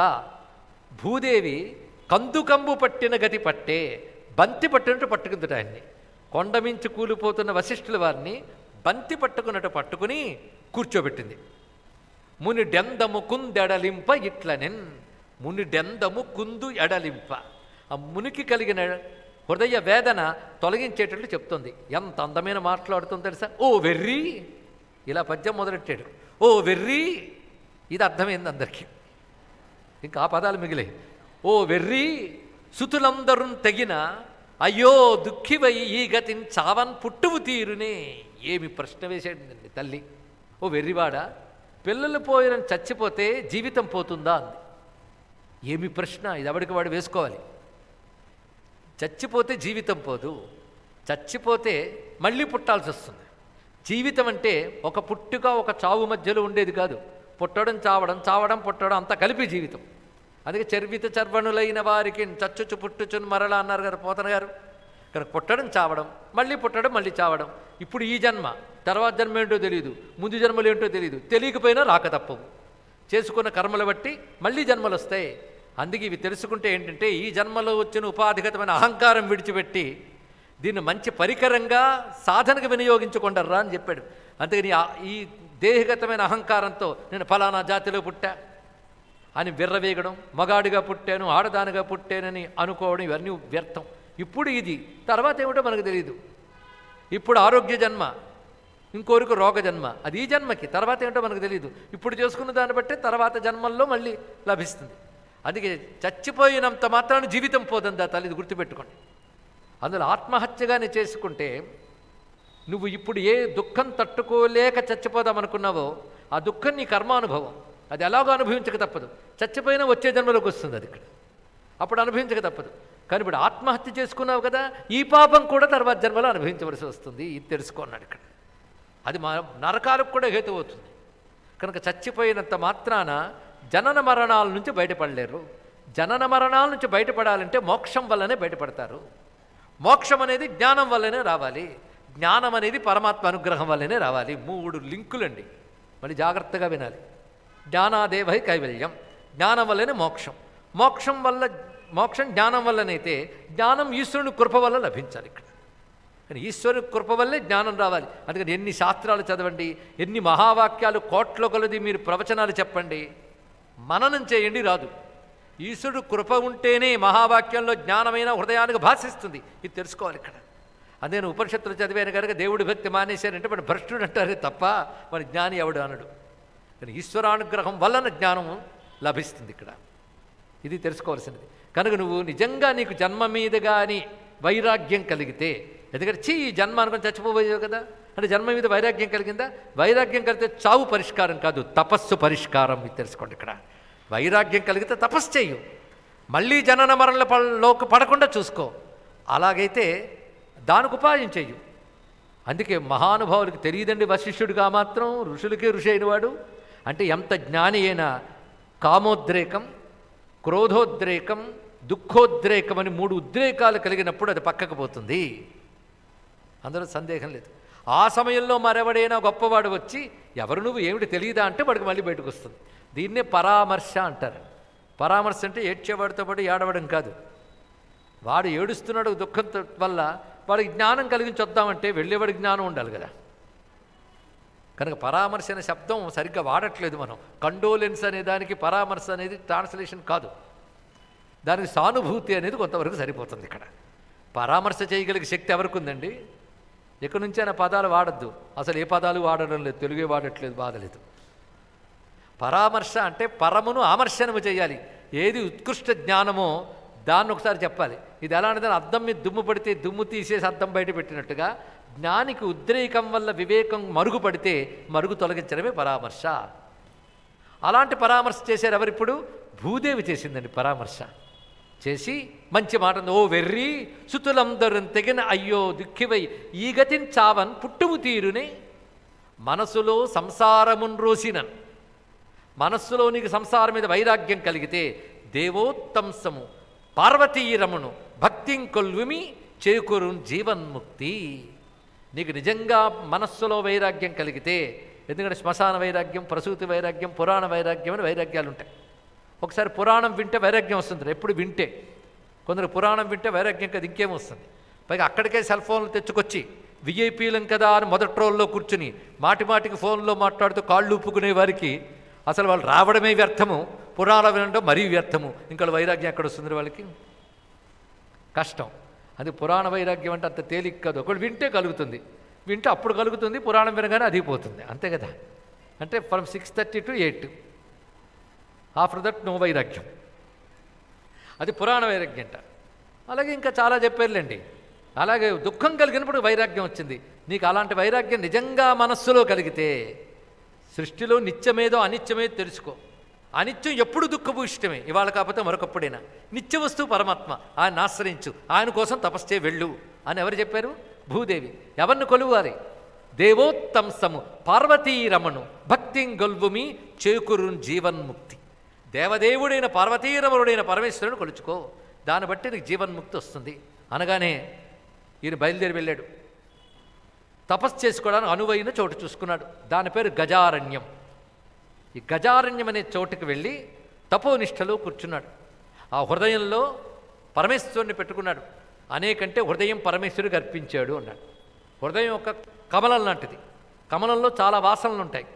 హృదయ కమలంలో దుర్వాసనలు ఉంటాయి. ఎలాగున్నా సరే దుర్వాసనలు తొలగించి సద్వాసనలు తెచ్చుకుని అలాంటి సద్వాసనలతోను హృత్కమలాన్ని శివుడికి సమర్పణ చేశాడు అని చెప్పాడు. ఇక్కడ నానా ముఖ వాసనలకు తానక మగుచున్న హృదయ తామరసము ఉమాజానికి నర్పించి తపోధీనుండయ్యతడు బ్రహ్మతేజము మెరయన్. తపస్సును వర్ణిస్తున్నాడు ధూర్జటి. తపస్సు ఎలా చేశాడనే దాన్ని వర్ణించుతుంటే ఎలా తపస్సు చేయాలో మనకు తెలుస్తున్నది. ముందు మనస్సును అర్పించాడు పరమేశ్వరునికి. అర్పించి శ్రీ గురుపాద రాజీవ యుగ్మాత పత్రఛాయ ఎండకు తల్లడిలక తరుణిందు భూషణ ధ్యాన సుధాధార ఘోరక్షుధాబాధ కుతిల పడక సకలాంగ భచిత కంచుకుమున విషపుచ్చ విషధరాదుల భీతి బెగడుబడక ఘనభక్తి గర్త నిఖాత చిత్త స్తంభతను గేహమున గాని తలకు లేక బహువిధోపాయముల చిక్కుబడక తిరుగు ప్రకట సంసార మోహ జంబుకము పట్టి యుద్ధవిడి చంపుటకు రాజయోగ జాల మాసపడి చేసే అత్యుగ్రమైన తపము. ఇక్కడ కవిత్వం మెచ్చుకోవాలి, రాజయోగం మెచ్చుకోవాలి. రెండింటిని మెచ్చుకోవాలంటే రెండూ తెలియాలి. ఇక్కడ ఎంత అందంగా చెప్తున్నాడంటే తపస్సు చేయడం అంటే సామాన్యం కాదండి. ఎండకు తట్టుకోవాలి, వానకు తట్టుకోవాలి, చలికి తట్టుకోవాలి. అంటే సీజన్ చూసుకుని తపస్సు చేయడు ఎవడు. ఏ సీజన్ అయినా తట్టుకునేటట్టు తపస్సు చేయాలి. ఎండలో ఎలా ఉన్నాడంటే ఎవరు గొడుగు పట్టారయ్యా ఎండలో అంటే శ్రీ గురుపాద రాజీవ యుగ్మాత పత్రఛాయ ఎండకు తల్లడిలక. ముందు గురువుని చెప్పాడు. సాధనలో ముందు గురువుని ఆశ్రయించారు. గురువు పాదములు ధ్యానించడం ఆయన గొడుగులాగా తాపం లేకుండా చేసిందన్నాడు. ఈ చెప్పడంలో రహస్యం ఏంటంటే గురుపాద ధ్యానం చేసేటోడు శిరస్సు. శిరస్సును గురుపాదకులు చెప్పుకుంటారు కనుక శిరస్సును గురువందనం చేస్తారు కనుక అక్కడ చేసే గురువందనము ఆయన ఎండబా తగలకుండా గొడుగులో పట్టింది అక్కడ. అదేవిధంగా ఆయనకు ఆకలి తెలియలేదు. ఆకలి తెలియలేదంటే అమృతం తాగేసి ఉంటాడండి. అమృతం తాగితే ఆకలి ఉండదు. ఏ అమృతం తాగాడంటే తరుణేందు భూషణు ధ్యాన సుధాధార ఘోరక్షుధాబాధ కుతిల పడక. చంద్రశేఖరుని ధ్యానం చేత, ఆ ధ్యానమని అమృతం తాగడం చేత ఇతనికి ఆకలి బాధ లేదుట. ఎవరి ధ్యానం అంటే ఇక్కడ కొందరైనా కవిత్వ రసాన్ని ఆస్వాదించే రసికులు ఉంటారు కనుక చెప్తున్నాను. చంద్రశేఖరుడు ధ్యానం అన్నారు, ఆ మాటలో మళ్ళీ అందం ఉంది. చంద్రుడు అమృతకిరణుడు, అమృతకిరణుడైన చంద్రశేఖరుని ధ్యానించడం చేత, ఆ ధ్యానమని అమృతం చేత ఇతనికి ఆకలి తెలియలేదు అన్నాడు. అదేవిధంగా అడవిలో తపస్సు చేస్తున్నాడు కదండి. మనం అనుకుంటే ఈ అడవికైనా పోతే బాగుండని, అక్కడ చీమ కుట్టినా బాధగా ఉంటుంది. అడవి చీమలు గట్టిగా ఉంటాయి, ఇంటి చీమలు గట్టే. అని అడవిలో తపస్సు సామాన్యం కాదు. కానీ అడవిలో కీటకాలు మొదలైనవి ఉంటాయి కదా, వాటి బాధ తగలకుండా చేసుకున్నాడా అంటే రాసుకున్న భస్మము క్రూర మృగాల బాధ కూడా లేకుండా చేసిందిట. ఎందుకంటే కొన్ని మంత్రాలతో భస్మధారణ చేసినట్లయితే క్రూర మృగ బాధ, అగ్ని బాధ మొదలైనవి కూడా ఉండవండి. అందుకే ఋషులు అలాంటి మంత్రశక్తులతోనే అరణ్యాల్లో ఉండేవారు. అందుకే అలాంటి బాధలు లేవు. దేనివల్ల? భస్మధారణ వల్ల. పైగా గాలికి కూడా శరీరం కదలట్లేదుట. ఎందుకంటే ఒక టెంట్ కదలకుండా ఉండాలి అంటే లోపల పాతిన రాట గట్టిగా ఉండాలి. రాట గట్టిగా పాతాలి అంటే గొయ్యి గట్టిగా ఉండాలి. కానీ గొయ్యి గట్టిగా లోతుకు తీసి రాట పాతి ఆ రాటకి టెంట కట్టాలి. శరీరం టెంట్లాగుంది, చిత్తం రాటలాగుంది, లోతైన భక్తిలో దాన్ని పాతేడు అన్నారు. ఇది గొప్ప మాట అండి. ఇక్కడ ఏమి కవిత్వము! ఇలా ఒక్క పద్యంలోనే తీస్తే దూర్జటి కవితా చాతుర్యం తెలుస్తుంది. అందుకే ఘనభక్తి గర్త నిఖాత చిత్తస్తంభ తను గేహమున గాలి తలకు లేక. అంతేకాదు ఒక వల వేసేట ఆయన. ఏమిటా వలంటే రాజయోగ జాలం వేశాడు. వాళ్ళెందుకు వేస్తారండి? జంతువుల్ని పట్టుకోవడానికి. అలాగే సంసార జంబుకము అన్నాడు, లేదా మోహ జంబుకము. మోహం అనే నక్కగాడు ఉన్నాడే, వీడు చాలా ప్రమాదకారి, జుత్తులు మరి. ఈ మోహం అనే నక్క వల్ల చాలా ఇబ్బందుల్లో పడతాం. ఈ మోహం అనే నక్కని పట్టడానికి ఈ యోగం అనే వల వేశాడు అన్నారు ఇక్కడ. యోగం వల్ల మోహాన్ని జయించుతాం. యోగ చిత్తవృత్తి నిరోధ అన్నాడు కదా. ఇలాంటి పద్యం రాయాలంటే కేవలం కవితా చాతుర్యమే కాదు, ఎన్ని శాస్త్రాలు తెలియాలో. అసలు అది ఆస్వాదించడానికి బుద్ధి ఉండాలి. ఎంత అందమైన పద్యం రాశారు. మొత్తానికి అంత గొప్ప తపస్సు చేశాడు ఆ మహానుభావుడు. ఈ తపస్సు చేస్తుంటే కొంతకాలానికి మనోదృష్టి దురభివేశ నిర్వశేషీకృత దశసాప్రసాద ప్రదేశం బగు దివ్య ప్రకాశంబున. అలా బహుకాలం తపస్సు చేస్తే ఒక అద్భుతమైన నాదం వినబడింది ఆయనకి. ఆ నాదం వినబడగానే కళ్ళు తెరిచాడు. ఈ నాదానికి మూలమైన జ్యోతి కనబడింది. సాక్షాత్కారం ఎలా అవుతుందో చెప్తున్నాడు ఇక్కడ. అది ఎలా ఉన్నదంటే ఆ జ్యోతి తప్ప మరొకటి కనిపించట్లేదు. అంటే మళ్ళీ గజారణ్యంలో ఒక జ్యోతి కాదు. ఇంతవరకు కళ్ళు మూసుకొని ధ్యాన సమాధిలో ఉన్నాడు. నాదం వినగానే కళ్ళు తెరిచాడు. అంటే లోపలున్న పరమాత్మని ధ్యానిస్తున్నాడు. ఆ పరమాత్మకు సంబంధించిన నాదమే బయట వినబడగానే కళ్ళు తెరిచాడు. కళ్ళు తెరవగానే ఒక మహాజ్యోతి కనబడింది. ఈ జ్యోతి ఎంతున్నది అంటే దివ్య ప్రకాశంబున దురభివేశ నిరవశేషీకృత దశ దిశా ప్రదేశం బగు. 10 దిక్కుల్లో జ్యోతి తప్ప మరొకటి కనబడలేదు. అంత మహాజ్యోతి. అంటే దిగంతాలు వ్యాపించిపోయిన ఒక జ్యోతి కనబడుతుంది ఎవరికి? వశిష్ఠ మహర్షికి. అది ఎలా ఉన్నది అంటే క్రమక్రమంగా జ్యోతి విస్తరించిపోయింది. ఎన్ని దిక్కుల్లో? 5 దిక్కుల్లో అదే మొత్తం. ఈ 4 దిక్కులు విస్తరించి పైన కూడా కనబడుతుంది. ఎవడైనా అంతే చూస్తాడు. మొత్తం విస్తరించిపోయింది. 5 దిక్కులు విస్తరించిన వాడు బహుశా 5 ముఖాలు వాడు అయి ఉంటాడేమో. 5 ముఖాలు ఎందుకయ్యా అంటే 5ంటిని మింగేయడానికి అన్నాడు. 5 ముఖాలు వాడిని ధ్యానిస్తే 5 మింగేస్తట. ఏమిటో చెప్తున్నాడు. పంచభూత పంచేంద్రియ పంచ విషయ పంచక్లేశ పంచకోశాది పంచవర్గ ప్రాయ ప్రపంచంపు పంచుకుని భక్ష్యంబం పాలువడిన పంచముఖంబులతోడి అన్నాడు ఇక్కడ. ప్రపంచోపశమం శాంతం. ప్రపంచం అంతా నశిస్తేనే శాంతి. అలాగే నన్ను నశించాలని కోరుకోకండి. ధ్యాన సమాధిలో ప్రపంచ దృష్టి పోతుంది. అది ప్రపంచం నశించడం అంటే ఇక్కడ. అలాగే ప్రపంచం అంటే పంచతోనే కూడింది. పంచభూతాలు, పంచేంద్రియాలు, పంచ విషయాలు, పంచక్లేశాలు. ఈ పంచగా ఉన్న ప్రపంచమంతటినీ ప్రళయంలో మింగేసే పంచముఖాలు అవి. అంతేకాదు ఈశ్వర ధ్యానంలో ఇవన్నీ ఆయనలో లయమైపోతున్నాయి. అలాంటి పంచముఖంబులతో అక్కడ పంచముఖాలంటే విస్తారమే చెప్పారు. 5 ముఖాలు ఉన్నాయని చెప్పడం కాదు. అలా విస్తరించిన స్వరూపంతో స్వామి ముక్త కంచుకుండై అంటే అర్థం కప్పే వస్త్రం లేదు ఆయనకి. అది దిగంబరుడు. దిగంబరుడు అంటే వస్త్రరహితుడు అంటే అర్థం వస్త్రరహితంగా ఉన్నాడని కాదండి. వస్త్రం కప్పడానికి వీలు లేనివాడు అని అర్థం ఇక్కడ. మీరు ఒక వస్తువుకి బట్ట చుట్టారంటే వస్తువుకి పరిమితి ఉంది, అందుకే బట్ట చుట్టారు. కానీ దిక్కులకు ఎవరైనా బట్ట చుట్టగలరా? దిగంతాలు వ్యాపించారు పరమాత్మకు ఎవరు వస్త్రం చుట్టగలరు? అందుకే దిక్ అంబర దిగంబర, అది దిగంబరుడు. అంతేకాదు ఆయన జ్యోతి అగ్నికి ఎవరైనా బట్ట చుట్టగలరండి? చుడుతుంటే తగలడుతుంది అదే. అందుకే పరమేశ్వరుడు మహాజ్యోతిస్వరూపంగా కనబడ్డాడు. ఇది జ్యోతిస్వరూపమే. కనబడిన నా స్వరూపం ఏమిటంటే పంచశర భంజనుండు పరమశివలింగ రూపంబు దాల్చి పశ్చిమాభిముఖంబున ప్రసన్నుండై. పశ్చిమాభిముఖంగా మహాలింగం కనిపించింది. అదే లింగం అంటే, అదే అమృతలింగం మొట్టమొదటి వచ్చినది. మహాజ్యోతిస్వరూప లింగంగా వచ్చాడు. ఆ జ్యోతిస్వరూపాన్ని చూస్తూ ఆశ్చర్యపోయాడు ఆయన, ఎవరి ఈయన అని. అప్పుడు క్రమంగా జ్యోతిస్వరూపంలో 5 ముఖాలతో శివుడు దర్శనమిచ్చాడు. పంచవదనం అంటే నిరాకార జ్యోతిర్లింగం మొదట ధరించిన రూపం పంచముఖాలతో వచ్చింది. అదే శాంతం పద్మాసనస్థం శశిధర ముకుటం పంచవక్త్రం త్రినేత్రం శూలం వజ్రం చ ఖడ్గం పరసమభైదం దక్షభాగే వహంతం నాగం పాసంచ ఘంటాం ప్రళయహుతవం సాంకుశం వామభాగే నానాలంకారదీప్తం స్ఫటికమణినిభం పార్వతీశం నమామి అంటాం. అలాగైన పంచముఖాలతో పార్వతీ సహితంగా ప్రత్యక్షమయ్యాడు. ఇంతవరకు జ్యోతిస్వరూపం చూసాం, అది లింగరూపం. తర్వాత కనబడినది పంచముఖాలతో కనబడ్డాడు. ఆ కనబడి అంటున్నాడు ఆయన, మునిచూడామని నీ తపంబునకు సమ్మోదమ్మనం పొందినాడను నన్ను వేడుము నీ మనంబునకు ఇష్టం పెద్ది నేనిత్తు. నీవేది కావాలో, ఎందుకు తపస్సు చేసావో చెప్పు అంటే, నిజస్వాంత విచింత్యమాన గిరిజానాథ స్వరూపంబు పల్కిన ఎట్లయినా. ఈ పలికింది ఎవరు అంటే, ఎంతవరకు తన మనస్సులో ధ్యానిస్తున్న గిరిజా సమేతుడైన శివుడే ఎదురుగా మాట్లాడినట్టు అనిపించగానే కన్నులు విచ్చి చూసి పురఘస్మరు దిక్పరిపూర్ణ దీప్తి సంపన్నతకున్ భయాకులిత పక్ష్మ నిరీక్షణుడై వడంకుపై కొన్న శరీరమంతయు గగుర్పుడు వంగ ప్రమోద సంభ్రమ స్విన్నలలాట భాగమున చేతులు మోడ్చి మునీంద్రుడిట్లనెన్. ఆ స్వరూపాన్ని చూడగానే ఒళ్ళు పులకించిపోయింది. మొదట ధ్వని విన్నాడు, నాయనా నీకేం కావాలి, ఎందుకు తపస్సు చేసావు చెప్పు, ఏదైనా ఇస్తాను అనగానే అప్పుడు స్వరూపాన్ని చూసి ఒళ్ళు పులకించిపోయి ఒకవైపు ఆశ్చర్యం, ఒకవైపు సంభ్రమం, మరొకవైపు ఆనందం ఇన్ని కలిగి స్వామిని స్తుతిస్తున్నాడండి. ఈ స్తోత్రం చాలా విశేషం. తెలుగులో వేదాంత గర్భిత శివస్థుతి చేశాడు. విశ్వపతి, విశ్వకల్పక, విశ్వాత్మక, విశ్వసాక్షి, విశ్వంభర, ఓ విశ్వజని స్థితలయకర విశ్వాధికుడనగ నిన్ను విందు మహేష. విశ్వానికి నీకు ఉన్న అనుబంధం ఏంటంటే, విశ్వానికి ఉన్న నాథుడివి, అంతేకాదు విశ్వంలో వ్యాపించిపోయిన వాడివి, విశ్వానికి సాక్షివి. దీన్ని బట్టి ఈశ్వరుడికి విశ్వానికి ఉన్న రిలేషన్ ఈ శ్లోకంలో చెప్తున్నాడు ఈ పద్యంలో. విశ్వానికి ప్రభు భగవంతుడు, అంతేకాదు విశ్వమంతా వ్యాపించిపోయాడు.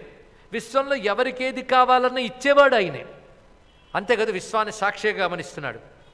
గమనించడమే కాదు, విశ్వంభర, విశ్వాన్ని పోషించేవాడు, విశ్వజని స్థితిలయకర, విశ్వం యొక్క సృష్టి స్థితులు చేసేవాడు. కనుక ఆయన అంతా విశ్వంలోనే ఉన్నాడు, విశ్వమంతా ఉన్నాడు. అంటే విశ్వాధికుడు, విశ్వానికి అతీతుడు కూడా నువ్వే అని ఈ పద్యంలో చెప్తూ 24 తత్వములు అరయగ నీయంద పుట్టే అనగే అనా జగత్పరిపూర్ణుడవన విశ్వేతర మూర్తి వనగ విందు తత్వజ్ఞుల చేత్. తత్వజ్ఞులు చెప్తున్న ప్రకారంగా 24 తత్వాలు ఏవైతే ఉన్నాయో అవి నీలోనే కలుగుతూ ఉన్నాయి, నీలోనే పెరుగుతూ నీలోనే లయమవుతున్నాయి. నువ్వు పరిపూర్ణుడవు కనుక విశ్వానికి ఇతరము. నువ్వు విశ్వానికి వికారాలు ఉన్నాయి, పుట్టడం, పెరగడం, పోవడం, నీకు అవి లేవు. కనుక విశ్వం కంటే విలక్షణుడు నువ్వు ఎలా తెలియబడతావంటే కబుర్లకు దొరకవు. నాయమాత్మ ప్రవచనేన లభ్య. కబుర్లకు దొరకదు, కాలక్షేపాలకు దొరకదు, ఉపన్యాసాలకు ఉపనిషత్ తత్వం దొరకదు. మరి ఎలా దొరుకుతుందంటే స్వానుభవం బున తచ్చముకానంబడు గాని నీ అఖండాద్వైత జ్ఞానమయాకృతి బహుభాషా నైపుణి తెలియనిది అశక్యమట శివ. స్వానుభవంతో నీ పరతత్వం తెలుస్తుంది కానీ భాషా నైపుణ్యంతో నీ పరతత్వం తెలియదు కదా అన్నాడు. ఈ మాట మళ్ళీ కాళహస్తి శతకంలో ఈ మహానుభావుడు అంటాడు దూర్జటి. అది ఒక్కసారి చెప్పుకుంటే శతకం కూడా ఇప్పుడు కలుపుకుందాం వీటిలోనే. ఏ లీలన్నుతియింపనేత్తు ఉపమోత్ప్రేక్షాధని వ్యంగ్య శబ్దాలంకార విశేష భాషల కలభ్యంబైన నీరూపము చాలుంచాలు కవిత్వము నిలుచునే సత్యంబు వర్ణించుచో చీ లజ్జింపరుగాక మాదృశ కవులు శ్రీకాళహస్తీశ్వర. ఇందులో చీ అనే పదం తప్ప మిగిలినవి అర్థమై ఉండవు. ఇందులో చెప్తున్నది ఏంటంటే, మాటకు దొరకని నిన్ను, మనసుకి అందని నిన్ను మంచి కవిత్వంతో అలంకారాలతో వర్ణిస్తాను బయలుదేరుతారే వాడు సిగ్గుందా అన్నాడు ఇక్కడ. అంటే మాటకు దొరకను అని చెప్పడం. అందుకే భాషా నైపుణ్యంతో నిన్ను వర్ణించలేరు, తత్వము అనుభవం ద్వారానే తెలుసుకోవాలి. స్వానుభవైక వేద్యం. ఇటువంటి నిన్ను తెలిసిన పటుబుద్ధికి భవపయోధి పశుకురజనితావట పాత్రంబన ఇల్లాలట ముక్తి ప్రమద ఇది మదపి మతం అభవ. ఇలాంటి నిన్ను ఎవడైతే తెలుసుకుంటున్నాడో వాడికి సంసార సముద్రము ఆవు కాలి గిట్ట అంత మాత్రమే అవుతుందన్నాడు. ఆవు కాలి గిట్ట మోపితే ఎంత ఉంటుందండి? అదే గోష్పాదం, ఇంతే ఉంటుంది. సంసార సముద్రం వాడికి అంతే అయిపోతుంది. అంటే సులభంగా దాటగలడు ఎవరు? నిన్ను తెలుసుకున్నవాడు, అంటే జ్ఞాని. పరమాత్మ జ్ఞానం ఉన్నవాడు అంత సులభంగా సంసారం నుంచి దాటేయగలడు. ముక్తికాంత దగ్గరికి భారీ అయిపోతుంది, అంటే వాడు చెప్పినట్టు ఉంటుంది అని చెప్పి, నేను నిన్ను నుంచి కోరుకుంటున్నది ఏమిటి అంటే, ఇప్పుడు నాకు అన్నీ తెలిసిపోయాయి, ఏవి కాలంలో నిలవవు కనుక ఏ సుఖం ఇచ్చినా కాలం మీద ఉండదు, పోతుంది. కానీ కాలంలో ఉండి పోయే సుఖాలు నాకొద్దు, శాశ్వత సుఖమైన మోక్షమే నాకు కావాలి, ఇది అడిగాడండి. అంటే జ్ఞానార్థియే తపస్సు చేశాడు గనక ఈ కోరిక. కనుక వశిష్ఠుడు దేనికోసం తపస్సు చేశాడు అది చెప్తున్నాడు. భక్తవత్సల కాల సంభవములగుచు కాలభుక్తంబులయ్యడి కమలజాది పదవుల నేనొల్ల కాలంబు పట్టి మృంగనోపు నీ చిన్మయాకృతి చూపు మీష. ఎంత అందమైన మాట అన్నాడో చూడండి ఇక్కడ. బ్రహ్మదేవుడు పదవి, బ్రహ్మ పదవి, ఇంద్ర పదవి కూడా నాకొద్దు. కొంతమంది ఈలోక సుఖాలు వద్దనుకుంటారు, కానీ పైలోక సుఖాలు కావాలనుకుంటారు. ఇక్కడికంటే గొప్పవే కానీ వాటికి కూడా శాశ్వతత్వం లేదు అని. ఇహలోక పరలోక సుఖాలు కూడా నాకొద్దు, కాలాన్ని కూడా మింగేసే నీ చిన్మయ జ్యోతిస్వరూపం నాకు అనుభవానికి రావాలి, ఇదే అన్నాడు ఇక్కడ. అంటూ నేను భిక్ష అడుగుతున్నానయ్యా అంటున్నాడు. ఇది అత్యద్భుత పద్యం అడిగాడు. ఈ పద్యం ధూర్జట్ లాంటి మహాకవి యోగి మాత్రమే రచించగలడు. గొప్ప పద్యం ఇది. ఆది గృహస్థశేఖరుడవైన నిను భవతాపన క్షుధావేదనచే తపక్కుతపవేళ కనుంగొనగల్గే బ్రహ్మ విద్య ఉదన భిక్ష నాదు హృదయంబను పాత్రికయందు పెట్టవే ఆదర వృత్తిమై పునరయాచిత వృత్తి సుఖింతునీశ్వరా. అత్యద్భుతమైన పద్యాల్లో ఇది ఒకటండి.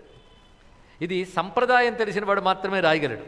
మన పూర్వకవులు కేవలం ప్రతిభామూర్తులు మాత్రమే కాదు, సంప్రదాయజ్ఞులు, సంప్రదాయ పాలకులు. ఒక నన్నయ్య, ఒక తిక్కన, ఒక శ్రీనాథుడు, ఒక పోతన, ఒక ధూర్జటి, అటువంటి వారు. అందుకే సంప్రదాయం తెలియకపోతే వారి కవిత్వం అర్థం కాదు. ఇక్కడ సంప్రదాయం తెలియాలి. ఒక సన్యాసి ఒక గృహస్థు వద్దకు భిక్షకు వెళ్తాడు. ఆ భిక్షకు వెళ్ళినప్పుడు కూడా ఏ సమయంలో వెళ్ళాలంటే కుతప వేళ, మధ్యాహ్న సమయంలో వెళ్ళాలి. ఎప్పుడు పెడితప్పుడు ఆకలేసింది కదా, వాళ్ళ ఇంట్లోంచి మంచి వాసన వస్తుంది, అక్కడికి వెళ్దామని వెతుక్కుని వెళ్ళడం కాదు, ఆ మధ్యాహ్న సమయంలో వెళతాడు. అయితే ఉత్తమ శుచి సంప్రదాయం కలిగిన నైష్ఠిక గృహంలోనే భిక్ష చేస్తాడు. ఆ నైష్ఠిక గృహస్థు కూడా ఎలాగో వండేం కదా మిగిలింది పెట్టే అనడు, వారికంటూ వండినది ఉంటుంది. సన్యాసికి బ్రహ్మచారికి భిక్ష పెట్టేవాడు గృహస్థు. అలా భిక్ష పెడతారు నియమంగా. మధ్యాహ్న వేళ వెళ్ళి గృహస్థుని ఆశ్రయిస్తే గృహస్థు భిక్ష పెడతాడు. నా ఎదురుగా గృహస్థే వచ్చాడయ్యా అన్నాడు ఇక్కడ. ఎవడా గృహస్థు? ఆది గృహస్థ శేఖరుడవైన నిన్. ఆది గృహస్థే నా ముందున్నాడు. పార్వతీ సైతంగా వచ్చారంటే ఇంతకంటే గృహస్థ ఎక్కడ దొరుకుతాడు? ఎంత గొప్ప గృహస్థ ఎక్కడ దొరుకుతాడా? అయితే మంచి మధ్యాహ్న వేళ కావాలన్నారు. మధ్యాహ్నం అంటే బయట ఉన్న ఎండ కాదు, తాపం. ఇంతవరకు నేను తపస్సు చేశాను కదా, ఆ తపస్సే తప సమయం, అంటే తాప సమయం, అంటే నా తపకాలమే మధ్యాహ్న కాలం. తపక్కుతప వేళ అన్నాడు. ఎంత అందమైన పద్యం. కనుక టైమింగ్ సరిపోయింది. గృహస్థు బాగున్నాడు. సన్యాసి అంటే మోక్షాన్ని తప్ప మరేది కోరనివాడు సన్యాసి. మోక్షానికి కావలసిన జ్ఞానం ఆశించేవాడు సన్యాసి. సన్యాసి ఇద్దరు ఉంటారండి. వాడికి కావలసినది బ్రహ్మజ్ఞానం, రెండవది మోక్షం. అంతేగాని వీడి మీద వాడి మీద మీటింగులు పెట్టి ప్రెస్ మీట్లు పెట్టి సన్యాసులు తిరగరు. వాళ్ళ జ్ఞానం గురించి, పరమాత్మ గురించి మాత్రమే మాట్లాడతారు. వాళ్ళకి సబ్జెక్ట్ లేదు వాళ్ళకి. అందుకే ఈయన అలాంటి వాడే కదా. వశిష్ఠుల వారు బ్రహ్మజ్ఞానం కోసం, మోక్షం కోసమే తపస్సు చేశాడు కనుక భిక్ష పొందడానికి నేను అర్హుణ్ణి, భిక్ష ఇవ్వడానికి నువ్వు తగిన వాడివి. ఆది గృహస్థు. టైమింగ్ సరిపోయింది. తపక్కుతప వేళ కనుగొనగలిగే. పాత్ర హృదయంబను పాత్రిక.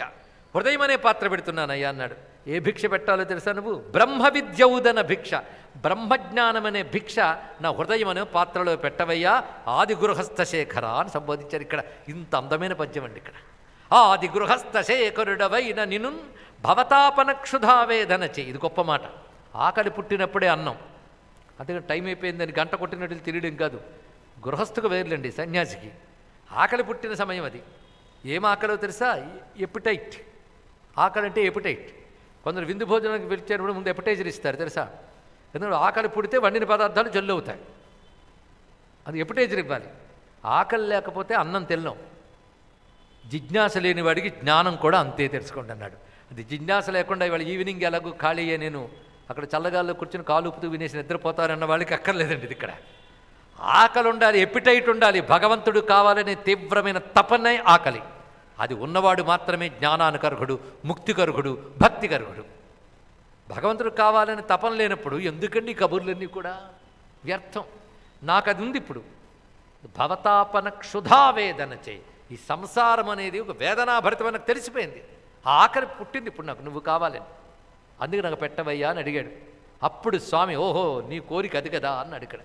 కోరికకు తగ్గట్టు భగవంతుడి రూపం వస్తుంది, ఇది బాగా తెలుసుకోండి. నువ్వు ఏ కోరికతో పిలిచావో దానికి తగ్గట్టు వస్తాడు ఆయన. అది భోగమని అడిగేవనుకో ఆయన కిరీటం పెట్టుకుని ఆభరణాలు పెట్టుకుని కనబడతాడు. ఇప్పుడు ఈయన ఏమడిగాడు? ఇది బ్రహ్మ విద్య ఓదనము. ఓదనం అంటే అన్నం. బ్రహ్మ విద్య అనే ఆహారం ఇవ్వవయ్యా అన్నాడు. అంటే జ్ఞానం అడిగాడు. జ్ఞానం ఇచ్చేవాడు ఎవరండి? గురువు గారు. ఇప్పుడు శివుడు గురుమూర్తి అయ్యే కనబడుతున్నాడు. ఎంత అద్భుతంగా కనబడుతున్నాడు చూడాలి. ఆ కనబడుతున్న రూపం ఏంటంటే మార్చేశాడు రూపం మొత్తం. రెండో కోరిక కూడా ఒకటి ఉందయ్యా అన్నాడు. ఇదేమిటిది మళ్ళీ? రెండు కోరికలుంటే సన్యాసాలు అవుతాడండి, రెండు కోరికలుంటే తపస్సు ఎలా అవుతాడు? తపస్సులకి ఒక లక్షణం ఉంటుంది. వాళ్ళు తరించడమే కాకుండా లోకం కూడా తరించాలని కోరుకుంటుంది. వాళ్ళకు ఉంది కనుకే మనం బతికి బాగుపడుతున్నాం, అవునా లేదా? వాళ్ళకి అది ఉంది కనుక మనకి జ్ఞానం ఇచ్చారు. రెండో కోరిక అడుగుతున్నాడు ఆయన వెంటనే. మన్ననతో నాకిచ్చట ప్రసన్నుడవైనట్లు ఘోర సంసార గదాపన్నౌషధ ఘుటికా మహిమోన్నత పూజ గొనుమయ్యా యుగముల నెల్లన్. నాకు ఎలాగైతే అనుగ్రహాన్ని ఇచ్చావో ఇక్కడ నువ్వు స్థిరంగా ఉంటూ అన్ని యుగాల్లో పూజలు పొందాలి అన్నాడు. ఇక్కడ ఇది ఎప్పుడు ఆది కృతయుగం నాటి కదండి. మనం ఎక్కడున్నాం? కలియుగంలో ఉన్నాం. నిన్న మొన్నటి కథ కాదు ఇది. దీన్ని బట్టి ఆ క్షేత్రము నిన్న మొన్నటి క్షేత్రం కాదు. ఎన్నో అవతారాలు గడిచిపోయే క్షేత్రం వచ్చిన తర్వాత కూడా. ఏనాటి క్షేత్రం అది? ఇది ఎప్పుడో ఆది కృతయుగంలో జరిగిన కథ. అందుకే అన్ని యుగాల్లో పూజలు పొందుని అడిగాడు ఈయన. రెండు కోరికలు తీర్చడానికి సిద్ధపడిపోయాడు. కానీ రెండో కోరిక నిజానికి కోరిక కాదు, లోకక్షేమం అంతే. ఇక్కడ మొదటిది ఆయన మోక్షం. అప్పుడు సరే అని చెప్పి మూర్తి సాక్షాత్కరించేందురుగా ఆ మూర్తి ఎలా ఉన్నదో చూడాలి. తన్నులోనుగ చుట్టుకొన్న వటఛాయ నిజదీప్తి మొగులునా నింగిబర్వ బ్రహ్మ సంహన నామ రుద్రుపల్లవసికాఛటలునా గురుచకెంజడలుదనరా ఈశ్వరోహమ్మను ఈ రహస్యము తెల్పు మురువున సుజ్ఞానముద్రమెరయ మనసు చిద్రసములో మునిగి మాటాడంగ ఎరుగడోయన మౌన మెసగ ఆ మహాలింగ మధ్యంబునందు నుండి. మహాలింగ మధ్యం నుంచి వచ్చింది ఆ మూర్తి. ఎలా వచ్చిందంటే ఆయనే పెద్ద మర్రి చెట్టు అయ్యట.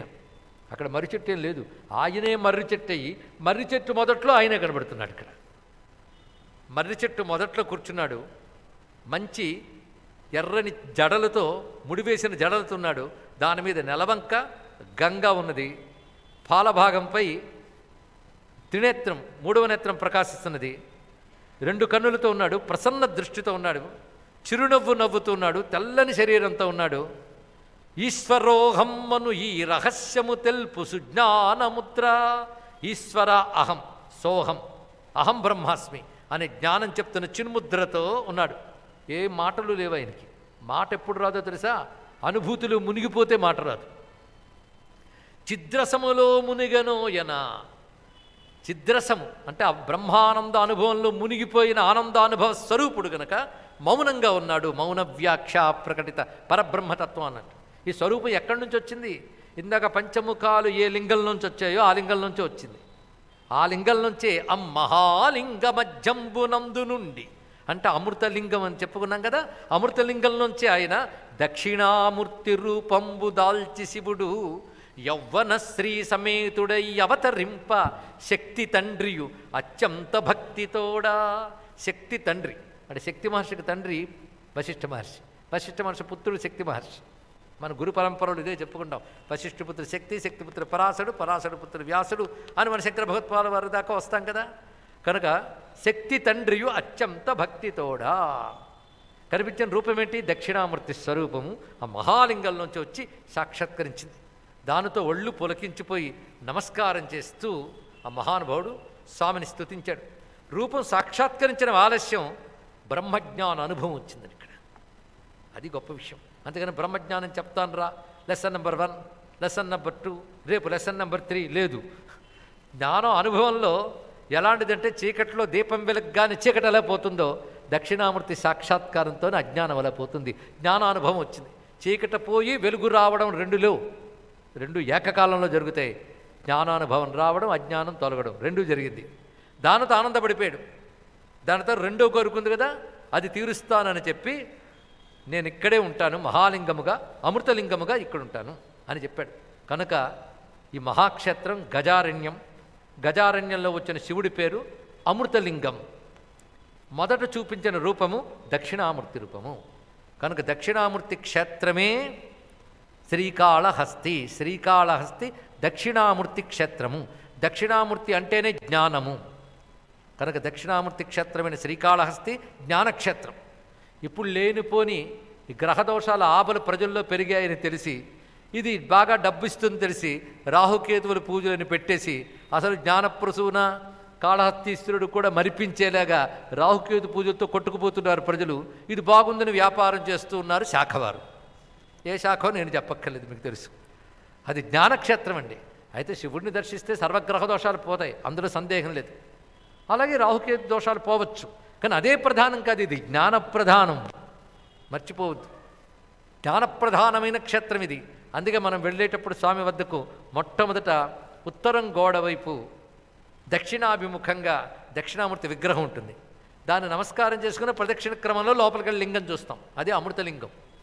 ఇది మర్చిపోవద్దు. దక్షిణామూర్తి క్షేత్రం. అందుకే దక్షిణామూర్తి నేటికి అక్కడ కనబడుతుంది.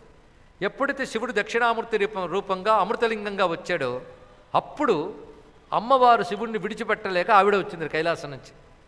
ఎక్కడైతే ఈయన ఒక్క మాటలో చెప్పాడు కానీ శ్రీకాళహస్తి మాహాత్మ్యం కావ్యం కాదు, శాస్త్ర గ్రంథం అయితే మరికొన్ని వివరాలు చెప్తోంది అమ్మవారి గురించి.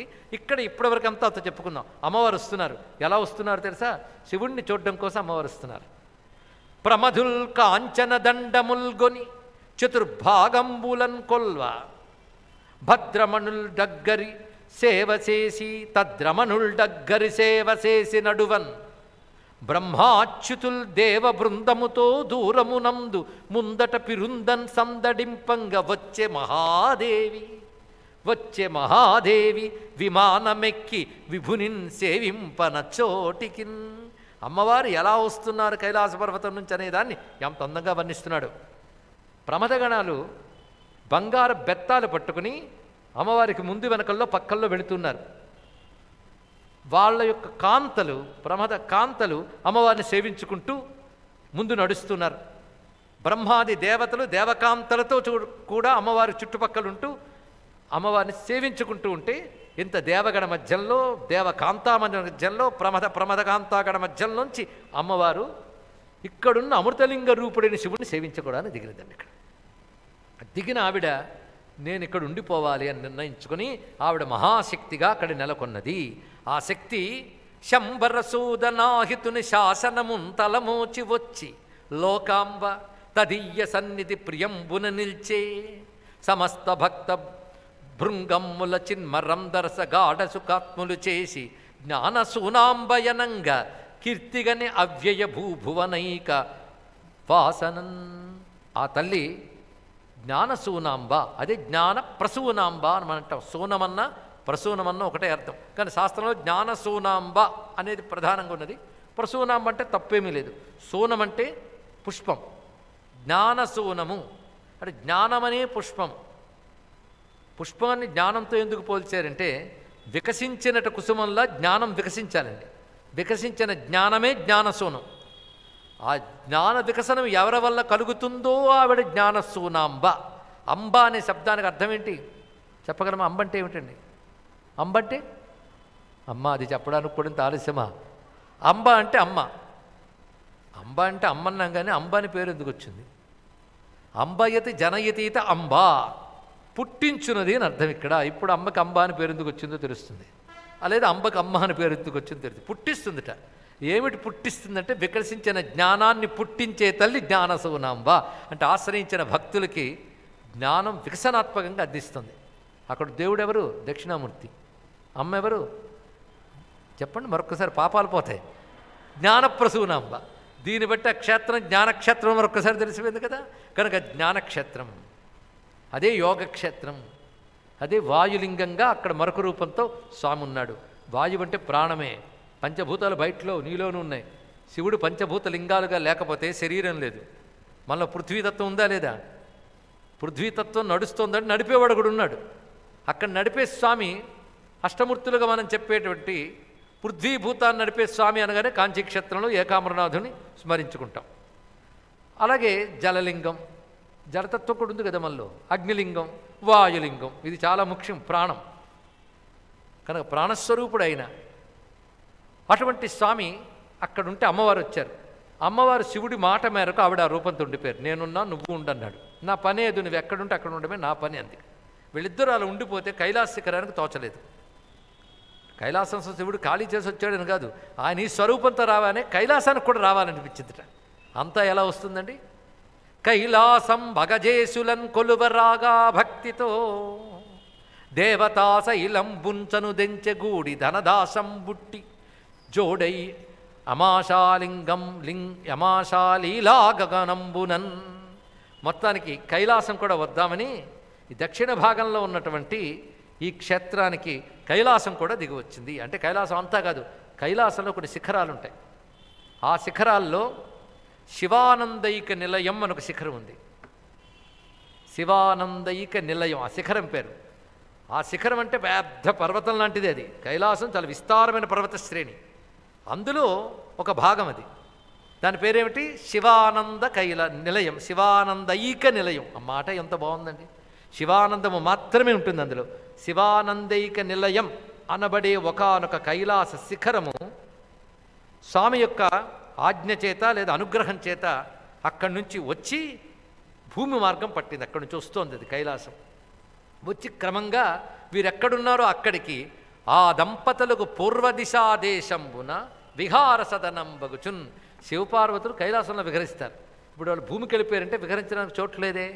కాబట్టి నేను వస్తానని ఆ కైలాస ఒక పర్వత శిఖరము కదిలి వచ్చి భూమిలో వచ్చి ఆ చోట ఉండిపోయింది. ఎక్కడుందంటే పార్వతీ పరమేశ్వరులు ఎవరైతే జ్ఞానప్రసూనాంబ అమృతలింగము ఉన్నాయో దానికి పూర్వ దిశాదేశంబున, దానికి పూర్వం వైపు అంటే తూర్పు వైపున ఆ పర్వతం వచ్చి నిలిచింది. దక్షిణం వైపు వచ్చింది కదా. మనకు ఒక కైలాసం ఎక్కడున్నదంటే చతుర్దశ భువనాలకు పైన ఉంటుంది ఒక కైలాసం. మానసరోవరం వద్ద ఒక కైలాసం తెలుసు మనకి. ఇది భూమి యందు ఉత్తరం వైపున కైలాసం. దక్షిణం వైపు వచ్చింది గనక దీనికి దక్షిణ కైలాసం అని పేరు వచ్చింది ఇక్కడ. కానీ దక్షిణ కైలాసం ఉన్నది శ్రీకాళహస్తిలోనే, గుర్తుపెట్టుకోండి. ఇక్కడ అక్కడికి వచ్చింది దక్షిణ కైలాసం. దాని అసలు పేరు శివానందైక నిలయం. ఆ పేరుతో వచ్చింది. ఈ విషయము శివానందైక నిలయం అనే విషయం ఆ 72 అధ్యాయాల గ్రంథంలో ఉన్నది. అందులో ఒక గుహ, ఆ గుహలో పరమాత్మకు రహస్యలింగముగా ఉంటాడు. అదొక విశేషం. దాన్ని చిద్గుహ అని పేరు. అక్కడ పరంపుమాంసం నిహితం గుహాయాం అన్నట్లుగా ఆ శివానందైక నిలయం అనే గుహలో ఉంటాడట. తత్వదృష్టితో చూస్తే ఆనంద కోశమే శివానందైక నిలయం, తద్గుహలో ఉన్న పరమాత్మే చిద్గుహాభ్యంతర్వర్తి అని పరమేశ్వరుడు. అందుకే తత్వక్షేత్రం అండి శ్రీకాళహస్తి. సామాన్యమైంది కదా. మన చిదంబరాన్ని కూడా ఇక్కడే చూసాం, గుర్తుందో లేదు. అరుణాచలాన్ని కూడా ఇక్కడే చూసాం. అరుణం అచలం చాలా కాలం క్రితమే చెప్పుకున్నాం కానీ గుర్తుండకపోవచ్చు. అరుణము అచలము కలిపి అరుణాచలం. అలాగే ఇక్కడ శివానందైక నిలయం అయిన ఆనంద కోశములో ఉన్న గుహాభ్యంతరవర్తి ఆ లోతుల్లో ఉన్నాడు. బ్రహ్మపుచ్చం ప్రతిష్ఠ అన్నట్లుగా పంచకోశ అంతరస్థిత కదా. అంతరం అంటే లోపలి భాగం, అది చిద్గుహ. ఆ చిద్గుహలో ప్రకాశిస్తూ ఉన్న అమృతలింగం. ఇది ఆలోచించవలసింది. మొత్తానికి ఆ దివ్యమైనటువంటి పర్వతం అక్కడికి చేరింది. ఆ పర్వతం మీద పరమేశ్వరుడు పార్వతీ సహితుడు విహరిస్తున్నాడు. ఆ విహరిస్తున్నప్పుడు క్రమంగా ఆ పర్వతము అవదే అరణ్య ప్రాంతం, గజారణ్యం అంతా అరణ్యము. చిత్రం ఏంటంటే కైలాసం కదిలి వస్తుంటే మేరు పర్వతం కూడా ఒక భాగం వచ్చింది ఈయనతో పాటు వచ్చి, అది కూడా ఉన్నది. కనుక మేరు పర్వత భాగం కూడా ఆ క్షేత్రంలో ఉంది, గజారణ్యంలో. మొట్టమొదటి ఆ క్షేత్రం పేరు గజారణ్యమే. మనం ఇప్పుడు శ్రీకాళహస్తి ఊరు అన్ని డెవలప్ అయిపోయాయి. క్షేత్రం రాగానే అర్చించే వాళ్ళు వచ్చారు, అర్చించే వాళ్ళు రాగానే దేవుడు అవసరాలు వచ్చాయి, అవసరాలు రాగానే పాలకులు, వ్యాపారులు, బ్రతికేవాళ్ళు, వృత్తులు వాళ్ళు అందరూ చేరారు. కనుక భారతదేశంలో ఒక భగవంతుడు వచ్చి ఒక నగరాన్ని ఏర్పరుస్తాడు, ఒక గ్రామాన్ని ఏర్పరుస్తాడు, ఎందరో దాన్ని బట్టి బ్రతుకుతారు. అందుకు కాశీ చుట్టూ ఎంత నగరము, ఒక అయోధ్య ఒక మహానగరం, ఆఖరి కొండనుకున్న తిరుమల, తిరుపతి నగరంలో అయిపోయాయి. ఒకప్పుడు అరణ్యాలు కూడా నగరాలు అయ్యాయి. శ్రీశైలం కూడా అలాగే అయింది. అలాగే ఈ దివ్య ప్రాంతం కూడా క్రమక్రమంగా విస్తరించింది. అంతకుముందు కేవలం అరణ్యాల్లో పల్లె వాళ్ళు ఉండేవారు, భిల్లులు మొదలైన వాళ్ళు ఉండేవారు. క్రమక్రమంగా ఆలయం వచ్చింది, ఎప్పుడో మిగిలిన వారు వచ్చారు. పరమేశ్వరుడు మొత్తం ఈ కైలాసంలోనూ చుట్టుపట్ల తిరుగుతున్నట్ట. ఎలా తిరుగుతున్నాడో చెప్తున్నారండి. శిష్ట నీవార ముష్టింపచాశ్రమముల మెలగు సంయమి గృహమేధి యగుచు. అక్కడ కొంతమంది మునుపత్నులు మునులు కుటుంబాలతో ఉన్నారు. వాళ్ళు ఏం చేస్తారంటే నియమబద్ధంగా తపస్సు చేసుకునే మునులు ఉన్నారు. మునులందరూ సన్యాసులు కారండి, మునులు కూడా గృహస్థులు ఉంటారు. ఆ మాత్రం వస్తే అరుంధతి వశిష్ఠులు గృహస్థులే. అగస్త్యుడు లోపాముద్ర కూడా అంతే, సుకన్యా చవనులు వీళ్ళందరూ దంపతులే కదా. అలా అనేక మంది ముని దంపతులు ఉండేవారు, ముని కుటుంబాలు ఉన్నాయి. ఈయన మునులు వేషం వేసుకుని వాళ్ళ ఇంట్లోకి వెళ్ళేవాడు. వాళ్ళు ఎవరో ముని వచ్చారనుకుని వీళ్ళు భోజనాలు పెట్టేవారు. ఇలా వాళ్ళతో కలిసి వివరిస్తున్నారు వీళ్ళిద్దరూ. మునుల దగ్గరికి వెళ్ళినప్పుడు మునుల వేషంతో పెడుతున్నారు. అలా కాంతార మధ్య పక్కన విహారంబుల సలుపు కిరాత సంసారియగుచు. అక్కడ కిరాతులు ఉండేవారు. కిరాతులు అంటే బోయివాళ్ళు, వేటగాళ్ళు. రకరకాల బోయగాళ్ళల్లో చూడ అనేక రకాలు ఉంటారు. పక్షులు కొట్టేవారు, జంతువులు కొట్టేవారు, ఇత్యాదులు అందరూ. ఈ వేటగాళ్ళ కుటుంబాలు అక్కడ ఉంటూ ఉంటే అరణ్యంలో ఈయన వేటగాడి వేషం వేసుకుని, ఆవిడ కూడా శబరి వేషం వేసుకుని వాళ్ళ ఇళ్ళకి వెళ్ళి వాళ్ళతో కబుర్లు ఆడేవారు. ఎక్కడికి తగ్గట్టు అక్కడ. మునుల దగ్గరికి వెళ్ళినప్పుడు ముని దంపతుల్లాగా, వేటగాళ్ళ ఇళ్ళకి వెళ్ళినప్పుడు వేటగాళ్ళలాగా. సంతతాంతర్యాగ సాధక స్థలముల అలరారు సిద్ధ గృహస్థుడగుచు.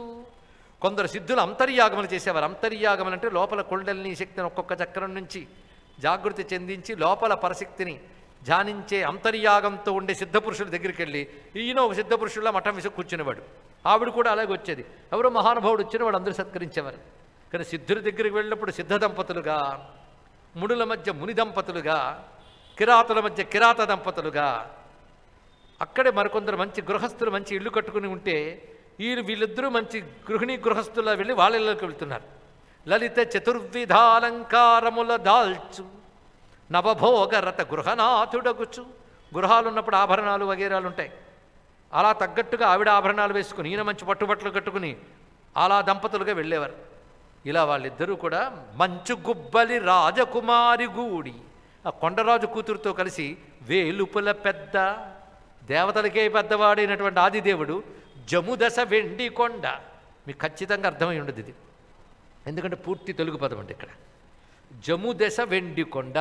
యముడు దిక్కులో ఉన్న వెండికొండ అంటే దక్షిణ కైలాసం అన్నది. ఇక్కడ ఈ దక్షిణ కైలాసంలో ఇన్ని రూపాలతో పార్వతీ పరమేశ్వరుడు తిరుగుతున్నారు.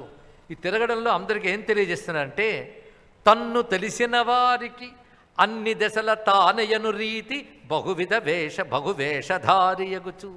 తన గురించి తెలిసిన వారికి అన్నీ శివుడే అని తెలుస్తుంది. అది నిజం చేయడం కోసం అన్ని రూపాలతో తిరుగుతున్నాడు ఆయన ఇక్కడ అన్నారు. అలా తిరుగుతున్న పరమేశ్వరుడు దక్షిణ కైలాసంలో ఉన్నాడు. ఇప్పుడు మనకి ఎన్ని వచ్చాయండి? ఇప్పుడు క్షేత్రం వచ్చింది. ఆ క్షేత్రం అమృతలింగ క్షేత్రం, అరణ్యం గజారణ్యం, వశిష్ఠుని తపస్థలి. దీన్ని బట్టి క్షేత్రాలు ఎలాగొస్తాయో గతంలో మనం చెప్పుకున్న విషయం స్మరించుకోండి. అందుకే భారతీయ క్షేత్రాలు ఎలా వచ్చాయంటే, మీరు నేను చందాలేసి గుడి కడితే రాలే.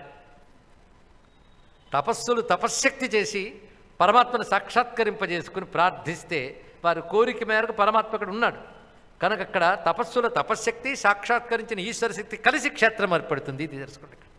ఆ శక్తి ఎప్పుడూ ఉంటుంది కనుక ఎప్పుడూ క్షేత్రములు శక్తి కేంద్రములే. పైగా ఒక దేవుడు వస్తే ఊరుకోడు, మిగిలిన వాళ్ళందరూ ఆయన వెంట వచ్చేస్తారు. ఇప్పుడు అమ్మవారు రాలే, కైలాసం రాలే, ఇంకా వదలగా తపస్సులు అందరూ చేరారు. వాళ్ళందరూ తపస్సు అక్కడ కేంద్రీకృతం అయిపోయింది. ఇప్పటికీ భారతీయ క్షేత్రాల్లో మనం చూస్తున్న వ్యాపారాలు దుకాణాలు మాత్రమే కాకుండా మన కంటితో చూడలేని మహాత్ములు తపస్సులు సిద్ధపురుషులు లెక్కలేనంతమంది ఉంటారు తెలుసుకోండి ఇక్కడ. లేకపోతే ఎక్కడుంటారో తెలియని వాళ్ళు లక్షల సంఖ్యలో కుంభమేళకి రావడం ఏంటండి? మీరు తర్వాత వాళ్ళని అనుకుని వెంట ఫాలో అయినా వాళ్ళ అడ్రస్ తెలుసుకోలేరు. అది ఆశ్చర్యాల నిలయం భారతదేశం అని ప్రపంచం ఆశ్చర్యపోతుంది తెలుసుకోండి. మన వాళ్ళు మాత్రం మేల్కోరులేండి, గొప్పతనం తెలుసుకోలేరు. మన గొప్పతనం మన మాధ్యమాలు చెప్పవు. మన గొప్పతనం మనకి అంగీకారం కాదు. కానీ ప్రపంచ దేశాల్లో మాత్రం ఇలాంటి దేశం మరొకట్లేదు, ఇలాంటి కుంభమేళాలు మరొకట్లేదు, ఇలాంటి క్షేత్రాలు మరొకట్లేదు అని ఇతర దేశస్తులు భక్తిగా వస్తారు. మనం మాత్రం విమర్శలు తీస్తూ ఉంటుంది. ఏమిటి ప్రారంభమో అంటే అన్ని సంపదలు ఉన్న దరిద్రులు ఎవరంటే భారతీయులు, మరొకటి కాదు. ఇక్కడ వీళ్ళకి ఎన్నో సంపదలు ఉన్నాయి కానీ వీళ్ళకి తెలియదు ఆ సంపదల గురించి. ఇక్కడ మొత్తానికి ఏమి క్షేత్రం ఎలా వచ్చిందో సరిగ్గా పరిశీలించండి. అరణ్యం క్షేత్రం అయింది, అందరూ చేరారు. వశిష్ఠుడు ఆది మహర్షి అక్కడున్నాడు ఇక్కడ. ఈ విధంగా ఈ క్షేత్రం ఏర్పడింది. అలా ఉంటూ ఉంటే ఒకసారి అగస్త్య మహర్షి ఇచ్చేశారు అక్కడికి. అగస్త్య మహర్షి ఎప్పుడొచ్చాడు, మొత్తానికి వింజభూ పర్వతాన్ని అంటే వింధ్య పర్వతాన్ని ఆనచి దక్షిణాపథానికి వచ్చాడు. వచ్చి ఇక్కడున్న అమృతలింగేశ్వరుని చూశాడు. కొండ ఉంది గనక కొన్ని జలపాతాలు ఉన్నాయి, కొన్ని వాగులు ఉన్నాయి. అక్కడ స్నానం చేశాడు లోపాముద్రాదేవితో కలిసి. అప్పుడే ఇద్దరు మహర్షులు మనం స్మరించుకుంటున్నాం ఇవాళ రోజున. లోపాముద్రాదేవితో కలిసి ఆయన అక్కడ స్నానం చేసి ధ్యానం చేసి శివుణ్ణి పూజిస్తున్నాడు.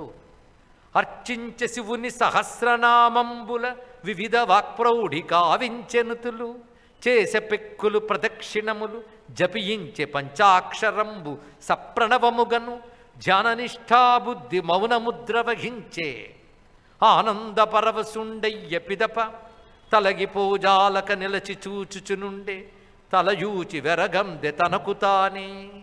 అద్భుతమైన మాటలు. అక్కడికి వచ్చి అమృత లింగాన్ని చూసి సహస్రనామాలతో అర్చన చేశాడు, ప్రదక్షిణలు చేశాడు, పంచాక్షర మంత్రాన్ని ప్రణవసహితంగా జపం చేశాడు, కొంతసేపు ధ్యానం చేశాడు. ఆ లింగాన్ని చూసి పరవశించిపోయాడు, వెళ్ళలేకపోయాడు వెనక్కి. అక్కడే ఉంటూ తనను చూసి తాను ఆశ్చర్యపోయాడు, అంటే తనను తాను మైమరచిపోయాడు. ఆ స్థితిలో ఉన్నాడు. కాశీ విడిచిపెట్టిన వియోగ బాధ ఈ స్వామి దర్శనంతో పోయింది దానికి. వశిష్ఠ తపోరమానుభావమాత్మవధూటితో ప్రణితి చేసే ఇక్కడే కదా అరుంధతీదేవితో వశిష్ఠుల వారు స్వామిని సేవించుకున్నారు అంటూ తాను కూడా అమ్మవారితో కలిసి మునిశిఖామని దక్షిణామూర్తి కొలిచే దక్షిణామూర్తిని కొలుచుకున్నాడు. ఆడు తర్వాత ఆయన అమ్మవారికి నమస్కారం చేసుకుంటున్నాడు. అమ్మవారు అనగానే ఏం ఆవేశం వచ్చిందో మా ధూర్జటికి. శ్రద్ధర అనబడే సంస్కృత ఛందస్సుని తెలుగులో అద్భుతంగా రచించాడు. ఆ కనబడుతున్న అమ్మవారు ఎవరండి అంటే మీరందరూ శ్రద్ధగా వింటున్నారు. జ్ఞానప్రసూనాంబ. ఆవిడెవరంటే పంచాసద్వర్ణమూర్తిన్ పరశివరమణిన్ పంచభూతాత్మపీఠన్ పంచక్లేశ ప్రణాస ప్రఘటన చతురన్ పంచవిద్యా స్వరూపన్ పంచాశత్కోటి పృథ్వీభరభరణ మహాభాగ్య లక్ష్మీప్రదాత్రిన్ సంచారాగార యోగీశ్వర జన హృదయన్ జ్ఞానపుష్పాంబ కొల్చెన్. పంచాశద్వర్ణమూర్తిం 50 అక్షరాల మాతృకాస్వరూపిణి పరశివరమణి, పరమేశ్వరుని యొక్క కాంత, పంచభూతాత్మకమైన జగత్తునే పంచబ్రహ్మాసనంగా కలిగిన తల్లి, పంచక్లేశాల్ని నశింపజేసే తల్లి, పంచాశత్కోటి పృథ్వీభర భూమి 50 కోట్ల యోజనాలతో ఉంటుందని పురాణాల లెక్క. అలాంటి భూమికి సౌభాగ్యాన్నిచ్చేటువంటి తల్లి, యోగుల హృదయాల్లో సంచరించే తల్లి జ్ఞానప్రసూనాంబని నమస్కారం చేసి అక్కడే దుర్గాదేవి ఉందండి కొండ మీద. ఎక్కె దుర్గాంబ కొండ మునీశ్వరుండు మృక్కె తత్పాద నీరేజములకు భక్తి చొక్కె తద్దివ్య రూపంబు చూచినపుడ తక్కెన తనకి ముక్తి తాటంకవతియు. దుర్గాదేవిని దర్శించాడు. ఈ ముగ్గురు దర్శనం చేయగానే ఆయన మోక్షం అనుభూతి మళ్ళీ కలిగింది ఆయనకు సంపూర్ణంగా. ఆ స్థితిలో అగస్త్యుడు ఉన్నాడు. ఇప్పటివరకు ఆయన చూసింది ఏమిటి? అమృతలింగము, దక్షిణామూర్తి, జ్ఞానప్రసూనాంబ, తర్వాత దుర్గాదేవి. అయితే ఆయనకు లోటు కనిపించింది అక్కడ. అయ్యో ఈ లోటు ఉందే, ఇది ఎలా తీర్చాలి అనుకున్నాడు. ఆ లోటేమిటో ఎలా తీర్చుకున్నాడో రేపటి రోజులు చూద్దాం. దీన్ని బట్టి కాళహస్తి క్షేత్రం ఎలా ఆవిష్కరింపబడుతుందో మనం గ్రహించాం. అటువంటి శ్రీకాళహస్తి క్షేత్రం మనకు ఇంకా పేరు ఇంకా రాలేదు దానికి. కానీ మనకు ఆ పేరు అలవాటు కనుక ఇదేదో అదేదో అనుకోకుండా గజారణ్యం, అమృతలింగ క్షేత్రం, దక్షిణామూర్తి క్షేత్రం, జ్ఞానక్షేత్రం, దీనికి ఎన్ని పేర్లు ఉన్నాయంటే అఖండ బిల్వకాననం మరొక పేరు దానికి. ఎన్నో పేర్లు దీనికి శాస్త్రంలో చెప్పారు. సత్యక్షేత్రం, భాస్కర క్షేత్రం, ఇన్ని పేర్లతో పిలువబడుతున్న మహాక్షేత్రమైనటువంటి శ్రీకాళహస్తి క్షేత్రానికి ప్రణమిల్లుతూ రేపటి రోజున మిగిలిన విషయాలన్నీ తెలుసుకుందాం. స్వస్తి.